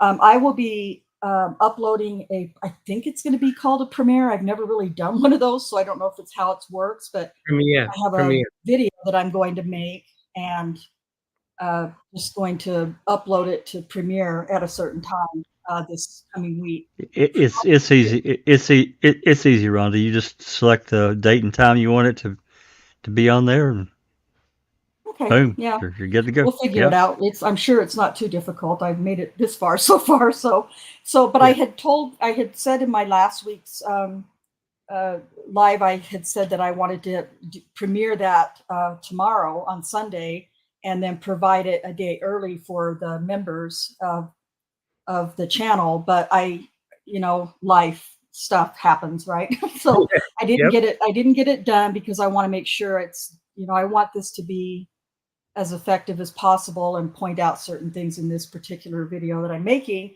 So I'm going to, make sure I'm doing what I want to do, getting what I want to get. And then I probably will have it premiere on Tuesday, I would imagine. So, Awesome. Yeah, look for that. And then, like I said, I'm not sure, but we might be able to start with preliminary transcripts on Thursday. I'll look and see what we got. But there will be a show on Thursday regarding Sherry Ellis, because her story is very, very sketchy. So tune in if you haven't subscribed to the channel yet to learn about Daniel's case. Jump over and check that out. Subscribe to the channel. And we're only 9 or 10 weeks in now to the new series that we started. So if you don't know anything about it, it's not too late to go back and listen to what's already been done so far this year. Anyway, and I just want to thank Jack and Susan and Kay and Cherie, of course, for all the help that they give doing these, putting these together and all the reading. It's very helpful. So great show tonight, great podcast, great information, and look forward to seeing everybody tomorrow. Thanks, Doc. Awesome. Thank you so much. It's just one thing to add to what Rhonda's talking about with Sherry Ellis about Daniel's case, is how she misidentified her attacker as versus what Daniel looked like. And then what she said in the deposition years later, but he was convicted and got 62 years out of that. Is that right? 63, whatever it was. 62 years on Daniel's case. If you missed last week's live and you don't want to watch any other part of it, just watch the first 10 minutes of it. Yeah, that'll explain it. First 10 minutes, and that'll give you some information that will make you come back for more. Hopefully. Yeah, absolutely. Thank you, Jack. Thank you so much. Next we have Susan. Susan. Yeah, I'm just going to say thank you all for coming and listening, and have a great rest of your night. Awesome. Thank you so much, Susan. Next we have Neverly. Hi, Dr. Silkman. Thank you again for all your hard work and for this lecture, as I call them. Yeah, it's pure pleasure, seriously. The more we know, the more confused we get. Although the blurred picture is kind of starting to clear up a bit, but we're optimistic and we're tenacious. So we'll be here till the end of the day until something freaking happens this way or another. So I just wanted to thank you, everybody on the panel and in the chat. It's just unbelievable how much people in the chat are educated about this case and how they are connecting the dots, and all the questions, whether real questions or rhetorical, doesn't really matter. It's just thought-provoking. So yeah, thank you for all your support and participation. Fantastic. Thank you so much. Yeah, look, a lot of the people in chat are very, very passionate, and they know the case inside and out, right? And and you can see by the level of questions, phenomenal stuff. Thank you so much, guys.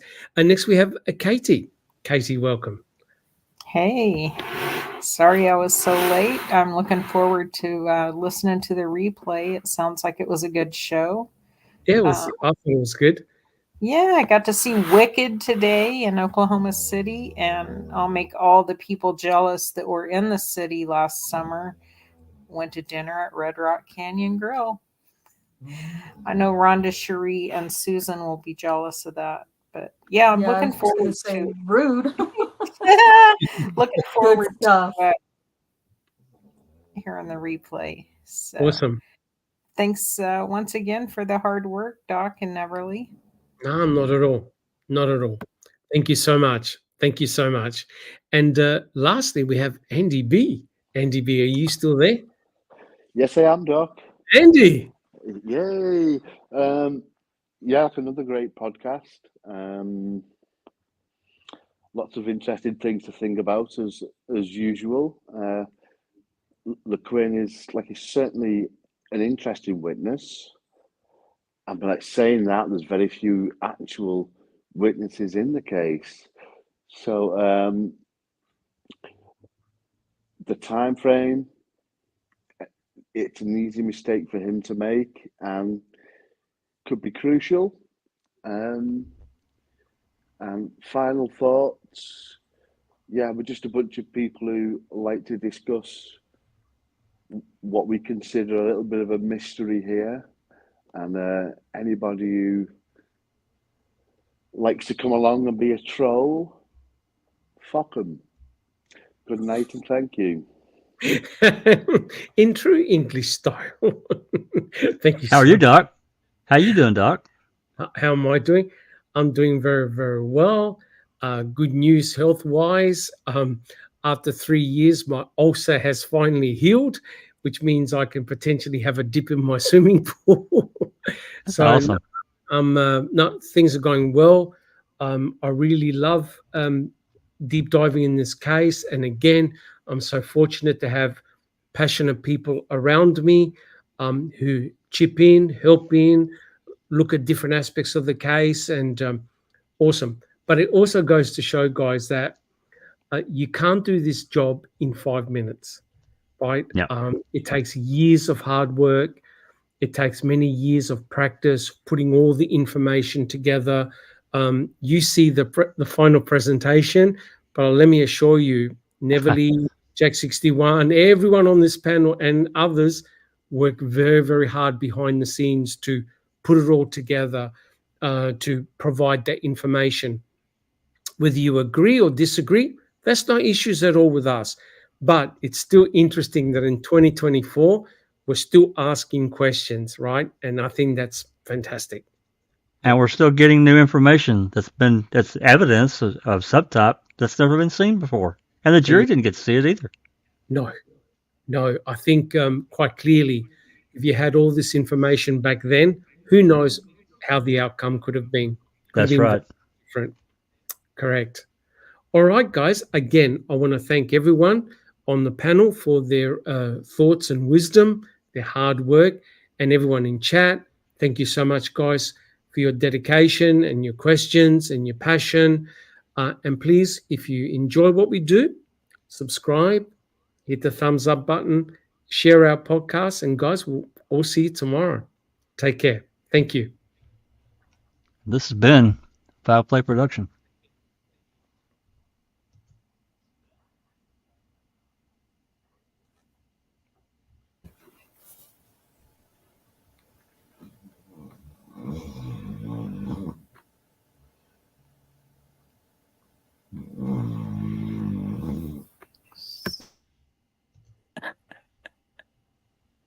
Who's snoring?